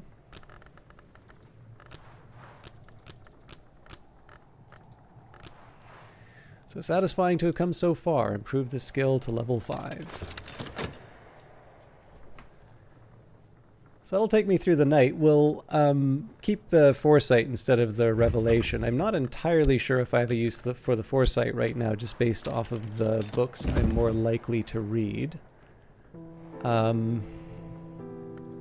we had an example of 16 that gave me 3 lessons, but I'm trying to remember where the threshold was between 16 and 14. Although we'll probably find uses for either of them. Here we go. Oops. The oubliette. Here, in a vessel shaped by fire and fate, George Collars confined a flame in human flesh, a blazing shadow of a blazing future, a name of greed and time. Green called it the sun's bastard grandchild. Van Loren warned of the second dawn's first spark, but Collars spoke of it reverently as the leashed flame's true heir. And yes, we have the oubliette containment. Fire, iron, dusk, air, all wrenched into a configuration designed to confine something very dangerous. That something is long gone, but the configuration still has its uses. Okay, so Sights and Sensations is now at level 5. We eventually want to take that to level 6. To mix the rarest colors, a merciless detachment is required, and that will probably take me into the next... that'll take me into the next stream, so sorry, Toop, I'm probably wrapping up just around the time that you arrive. I'll at least carry the rest of the night through. But the general shape of the next few sessions is going to be level up the skills that I think are going to produce useful paths through the Tree of Wisdoms. So we had sort of our game plan in terms of committing to certain branches. So if I want, I kind of know what I'm going to level up to get to level 9, but I don't actually need to commit any of these yet. What I do want to do, though, is get Sights and Sensations up to level 6 so that I can make the crossover to Illumination. I've got 3 skills that I think would fit well inside of Illumination. And then at the same time, I can finally go into Nyctodromy. Specifically, I want to go from Nyctodromy 4 to 7, I think it is. And that will let me get to Skolakosophy, and then at the very least I can put a Skolakosophy 5 in, and then maybe we can pick where else we go. But essentially what I've been trying to do here is get to the point where I'm committing a few more things, ideally to open up the alternative paths, and then that will hopefully allow me to make some more meaningful choices in terms of saying, like, okay, if I want to try and commit every skill, and again, because I haven't sat down and actually worked out the full path that I'm going to take through the Tree of Wisdoms, there may be a couple of spares left over, and, you know, that's fine. That's just the way it works. Apparently, the original idea for the game was that people wouldn't actually learn every single skill. I still actually don't know how that would work, but just because I don't, you know, I don't know how I would know what the final level of a given skill would be without learning it and sort of maybe not committing it, but obviously that would, you know, you'd want to invest something into leveling it up so that you could decide if it was worth it. But anyways, the main aim here, I do need to get to Nyctodromy and Skolakosophy sooner rather than later. We're quite late in doing this because of the Salon. Now, technically, Faust, Core, and Metal are also ones that I could use. I don't want to put off the Salon indefinitely, but at least getting to a point where I can have a realistic chance of addressing some of the guests' interests. I'd prefer that just because I'm going to be it's going to be my biggest Salon, and it's going to be one where I think it's likely I can get a lot of lessons, which of course I can sort of turn... Oh man, if only I knew that after 700 hours of playing this. But what I'm saying, Toop, is that it's not that I try and fill every single empty slot. It's that you can very easily, if you don't plan out the whole tree, you can very easily wind up in situations where you've already filled out every slot available to you, and then you have a remaining skill. The very first run that I did as the Twiceborn actually had a point where I couldn't get every single branch because I had made commitments before. And then another run that I did, mostly just because I didn't want to take the time of leveling all of them up, I decided not to get that final branch. I think I missed out on Birdsong or something like that. But the big thing is that unless I actually sit down and work out where I want to put everything ahead of time, if I play it by ear, it's very likely that I'm either, you know, I have a path that will get me to the level 9 in every branch, but I still, without planning, can wind up in a situation where I've already gotten to the levels that I need between those 2 branches. So Horamachistry and Hushery, for instance, would be 2 that I take up to level 9. And if I take certain paths, there will be points where I can't actually commit that skill to anything, and that just means that I'm out an element of the soul. Again, it's fine. You can beat the game. I mean, I've done the game without committing anything to the Tree of Wisdoms. But the idea here is that I'm acknowledging a shortcoming of what I'm doing, that rather than sitting down and plan out every skill ahead of time, I'm potentially putting myself in a situation where I will get every branch of the Tree of Wisdoms, but not necessarily commit every skill. And so it's technically not a quote-unquote efficient run through it. But yeah, the main plan here is going to be to try and go down as many branches as I can so that I can get the relevant elements of the soul. I mean, it's your game, Oswin. Like, this is one of the things for me, right? So the reason why I did the first run where I didn't commit anything to the Tree of Wisdoms is because when I first played the beta, I played it exactly the way that you did, which was that, oh, I need an element of the soul. Committing this skill will get me an element of the soul. Let's do that. And then I sort of realized, oh, okay, hang on. I prefer some skills to other ones in terms of leveling it up. I'm going to maybe think a bit more about which ones I'd like to have at higher levels. You go in knowing the flavor ending you go for, get 1 or 2 high skills for it. Yeah, I mean, I definitely... So the one I like is my ideal, and at some point I will do this, but again, it's just I have other stuff to do. Like, I've been having enough trouble getting the stream started on time, let alone doing the whole branch. But at some point, I don't just want to work out I've already got the ideal path through the Tree of Wisdoms, as a generic thing. Obviously, it's going to depend on what journal you have, but I generally have a path that will take the smallest number of skills to get to the maximum level. And the thing that's nice about that is that gives you a bunch of freedom in terms of where you want to put the other ones, right? But the ideal one that I would like is to not just work that out, but work it out so that you have at least 8 of every element of the soul, because then that'll get you the triple pluses for all the elements of the soul. But on top of that, to do it in a way that you get certain skills at high levels. So, for instance, Edict's Martial just is a very helpful one because of some of the unique, the unique results that it gives you. I've actually kind of learned to, I think I overvalued, Inks of Containment's a good one because you can get rid of theoplasmic contamination. But like Inks of Power and Revelation are helpful, but some of the biggest advantages from them are not ones that are even related to their given aspects. So I'd actually probably put them lower in the Tree of Wisdoms now that I've played the game a couple of times and realized that I can get them through other means.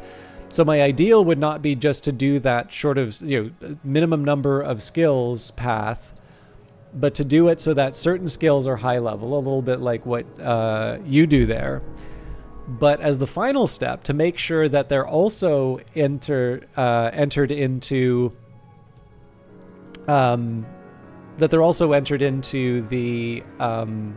the Tree of Wisdoms in such a way that I have the preferred results. So, for instance, I'm usually very reluctant to put the Edicts Inviolable into Horamakistry, simply because it refers to the Mare in the Tree, and I'm very uncomfortable with the Gods from Nowhere, despite the fact that the game has convinced me that they do actually have a role to play in the overall setting. But still, like, the further I can go away from the Gods from Nowhere, the happier I am. Now, what I'm describing here is very different from what I think a realistic playthrough of Book of Hours would be, because the fact of the matter is that the right path is the one that gets you your accomplishments. If you think that a certain skill is, quote-unquote bad, and I hate every single Reddit thread that I read when people talk about, overrated, underrated, good, bad, the skill that gets you the thing that you want is the helpful one, right? I don't use Pale and Fleshed Moments a whole lot, but, that's because I've been able to get those things through other means. So, in the end, if I was playing it for the first time, I would commit the things to the Tree of Wisdoms that allow me to sort of get to that ending, allow me to get to a place that I think is a satisfying story. But now that I've played the game for quite a while, I'm sort of at this point now where I'm like, okay, well, what would I think an ideal path through the Tree of Wisdoms would be? Like, what do I think is the most interesting in terms of the placement of all of these things? And it's nice because it's sort of its own set of constraints for myself. But again, I sort of understand, I also appreciate that Oswin's in here. And whenever I of course know that she's joking when I say, oh, you mean you're not supposed to just commit whenever it's shiny. But like, the one thing is, because I feel very comfortable with the game, the last thing I want to do is sort of show this tree where, you know, you've got all of the languages at that first level, something I was only able to do because I'm playing the House of Light expansion. You know, being able to do that. I still haven't got Vac yet. I really should bring, I think it was Aaron Peel back for that, but he takes a lot of Moon. So, but yeah, like, I don't want somebody to look at this and say, okay, I shouldn't commit something to the Tree of Wisdoms until I've got all the languages. That would be foolish. Like, that would really keep you from being able to enjoy the game, or maybe not. I mean, maybe you just hang out in the house and wait for the visitors to arrive. But yeah, I don't know. I always feel it's good to sort of plant a flag and say, you know, here's where I'm doing something fun. And I mean, when I say it's something fun, usually, like, when I didn't commit anything to the Tree of Wisdoms, every single stream people are going is like, oh, well, you know, you can open the Tree of Wisdoms and get an element of the soul. It's like, yeah, I've opened up half the house. Maybe I'm trying something different. But yeah, it's, I don't know. I kind of feel like it's the last thing that I'll leave this on was something I kind of said to Oswin. I've always felt that people should not abandon their runs once they discover that there are quote unquote efficient ways to go through, because I think I really like the way that this game models learning. You know, in terms of careers or jobs that I've had, you know, I kind of went from motion pictures to, like, being an economist to what I'm doing now, which is sort of like economist adjacent, but it is, my job title is different. And I'm not a big fan of the book Outliers. This is that book that took a paper that talked about a very specific set of skills, and how, you know, you basically, the heuristic was you'd get 10,000 hours before you could achieve 10,000 hours of focused practice before you could achieve mastery. And the thing is that book, it wanted to make a certain kind of point, and it's a certain kind of point that sells a lot of books. It's sort of like, well, you know, you could be Einstein if you were just, you know, born in the right circumstances, right? You could be Bill Gates if you were just born in the right circumstances. And it's like, I'm not going to deny that there is a certain amount that comes from your circumstances. I mean, it's why we organize society the way that we do, right? The one where we want to maximize opportunities for everybody, because clearly the best ideas aren't centralized in one single location. And so you want to make sure that you have this diversity of ideas being able to sort of rise to a point where they can realize them. But this idea that, you know, the people who are achieving things, that it's pure luck that all of it was there, that's kind of too far. It's almost like I liken it to sort of anti-Stratfordianism, in the sense that, like, critics love doing stuff like that because it gives them power over Shakespeare, right? You can't write Shakespeare's plays. You can do one better, and you can say that Shakespeare didn't write his plays. You know, I decide who wrote his plays. It's just nonsense. And I read a book which is a wonderful antidote to the 10th. And the last thing is, like, the 10,000 hours thing works for a very specific set of skills, and Outliers tries to generalize it to basically all human endeavor. There's a wonderful antidote to it in a book called Range, which actually just came in the mail today. The subtitle is Why Generalists Triumph in a Specialized World. And I realize I've ranted on this a few times, so I apologize to those who've had to hear this before. But I think one of the things that is a shame about the kind of thinking that books like Outliers advance is that you combine that with sort of like the Tiger Mom parenting, and you have these, like, poor kids who are expected to become, like, violin prodigies at 3. Otherwise, you know, they're going to fall behind, and they'll never become, you know, a superstar or whatever. And the most important thing that you can do, especially at a time when, like, you don't have bills to pay, or you're not sort of committed to certain career paths, is to actually just experiment, like, mess around and find out what you're good at. And that has nothing to do with that, like, you're in a race with all the other kids, you know, you better get your 10,000 hours of piano lessons in, otherwise you're never going to become, you know, a concert pianist, and maybe you don't want to be Glenn Gould, right? So again, like, first of all, Range actually bothers to go and read the paper. And then on top of that, again, it explains why sort of generalists will tend to do better. But there's a messiness to it, right? And it's the messiness that makes me love libraries or love dictionaries, right? So I definitely use the dictionary in my tablet, and I will definitely use electronic resources when I can. But I like going into a library and finding a book because it's not so much about finding the book in the library, it's about going past all those other shelves of books that I may not have even known to look for. And if there's an interesting cover, I might look at it. Or if there's, a title that catches my eye, I'm probably going to stop and look at that. If I'm going in the dictionary, I'm going to find all of those other words either at the tops of the pages or in the areas around them. And again, it's an inefficient way of looking for the word, but it's the way that you discover all of the other interesting things. And so in this game here, right, how does the acquisition and advancement of knowledge work? Well, first of all, you get a bunch... Yes, support your local library. Also, they have video games in libraries now, too, and movies. So if you absolutely cannot have a book, just go get something to rot your brain. But the way I really love the way that this game works, right? If you want to get advanced knowledge, you need to bring unique memories into these things, right? The closer to the frontier you get, the more effort you need to be able to put into leveling that up. So there's no experience points in this game.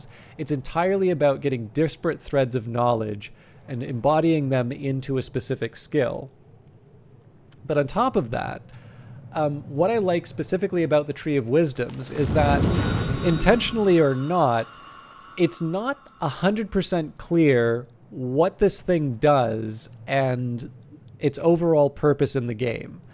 Most people who want to reset their run after watching the stream tend to do so after they realize that there are different descriptions when you commit something in the Tree of Wisdom. So I think there was an example, or I can't do this one because it's level 2, Herbs and Infusions. I haven't committed this yet, so...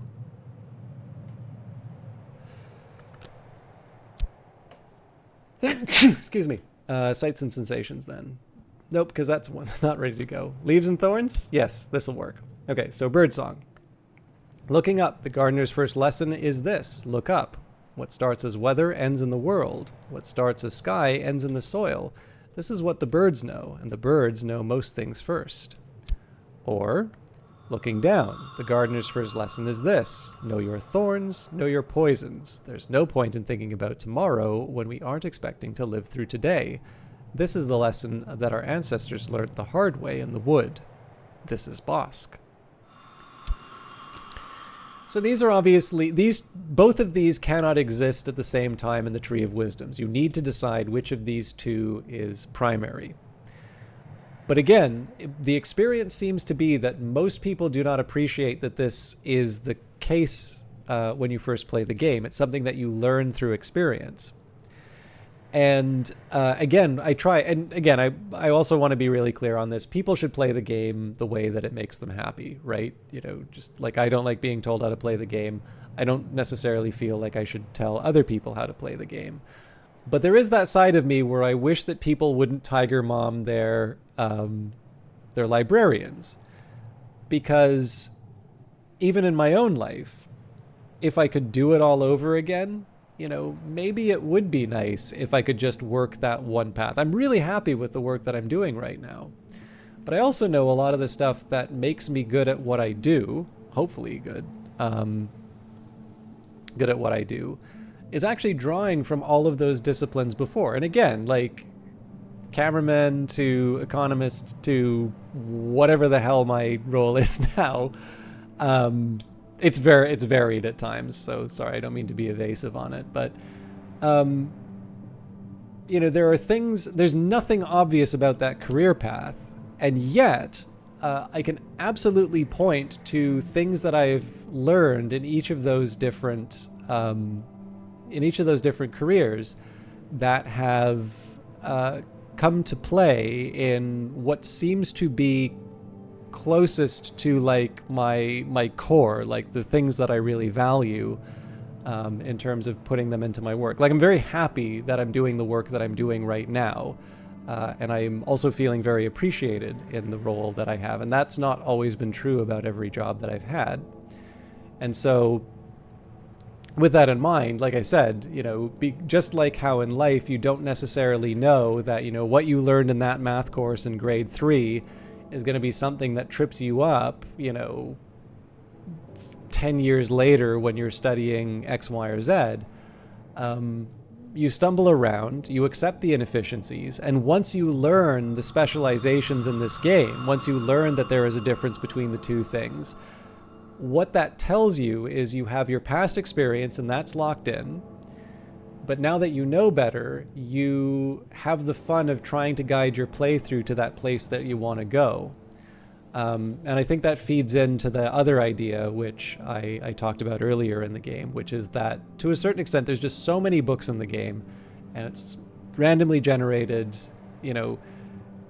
Every playthrough really should be unique to the player. And I get people are going to look at wikis and stuff like that, but everything in this game, it really is a point where you will potentially learn different things about the world that you didn't know in the previous playthroughs just because of the books that you drew.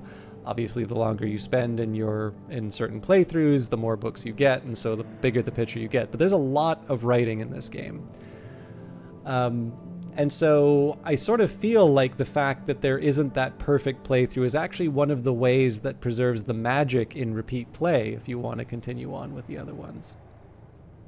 So, like I said, it's one of the reasons why, I think I get that people are going to want to talk about it this way, but to me, it's why I've always sort of felt that the what is the best, or, what's the optimal path through the Tree of Wisdoms, I've always felt that those were a little misguided, just because the journey is the biggest part.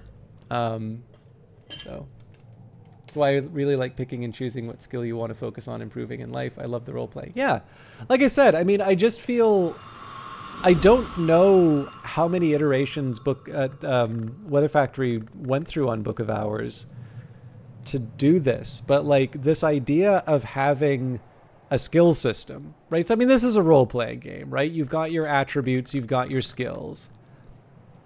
And instead of having an experience system that it's all completely internal, it continues to reinforce this idea of sort of the acquisition and ordering of knowledge, right? You've got the macro story of the library and where you put the books, and you've got sort of that micro story of yourself and how you are ordering your knowledge, not just in the sense of the skills that you get, but where you put them in terms of your overall sort of model of how the world works.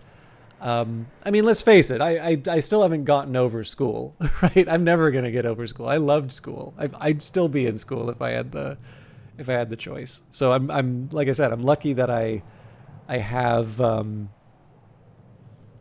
I'm lucky that I sort of have a role that allows me to do some level of research. So, the reason why I'll put this much time inside this game is because in the end, I think it's communicating something that rings true to me and is something that I really value in terms of my own life. And again, I'm sure this didn't come out fully formed in its original way, but I really feel that they've come up with something that stays true to what I think the game is about, and what I think also still hooks into some things that people enjoy about role-playing games, right? Just in a way that's a little more aligned with what I think it's trying to say. Anyways, it's late, and I actually want to do some work tomorrow. So just a reminder, I am going to be not on vacation, but I'm going to be away from my computer for a few days. Monday and Wednesday's broadcasts I just don't think are possible. Wednesday I would have been at the local game dev meetup anyway, but I'm probably not going to be back in time for that. But I will be back next week, next Friday. And then, of course, after that, we'll have 2 more streams before the game is before the expansion is released. So I'm back on the 20th. There will still be, I should maybe say that there will still be YouTube videos. So for those of you that simply cannot Cannot do without the sound of my voice. There will be new YouTube videos on the usual days. But I, in terms of broadcasting, will be back on the 20th. And then for those of you counting down the days before House of Light, I will be broadcasting on the 23rd, the 25th, and then the DLC is released on the 26th. So we'll still be playing the game after the release. But I'm obviously going to be I'm going to be playing alongside everybody else that has access to the game. My early period with House of Light will be over. Anyways, let's just take a minute here and see if there's anybody to host. I know I'm streaming at an unusual hour for me, so let's see who's around. I'll also just remind you that Oswin Meow is a broadcaster who has been doing House of Light lately, so... Or not House of Light, has been doing Book of Hours lately, so if you are interested in another Book of Hours streamer, definitely somebody worth checking out. And I think I know who I'm hosting tonight, but let me just see if we've got anybody doing Cultist Simulator. We do not. So I am going to host fellow Canadian, he's based in Newfoundland and Labrador, Kilgore Trout.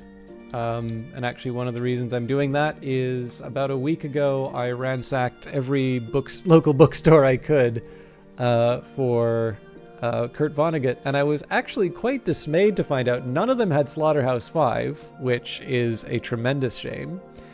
Didn't have Player Piano, which is the one that I was looking for. It didn't have Pity the Reader. I had to put that on hold at the library.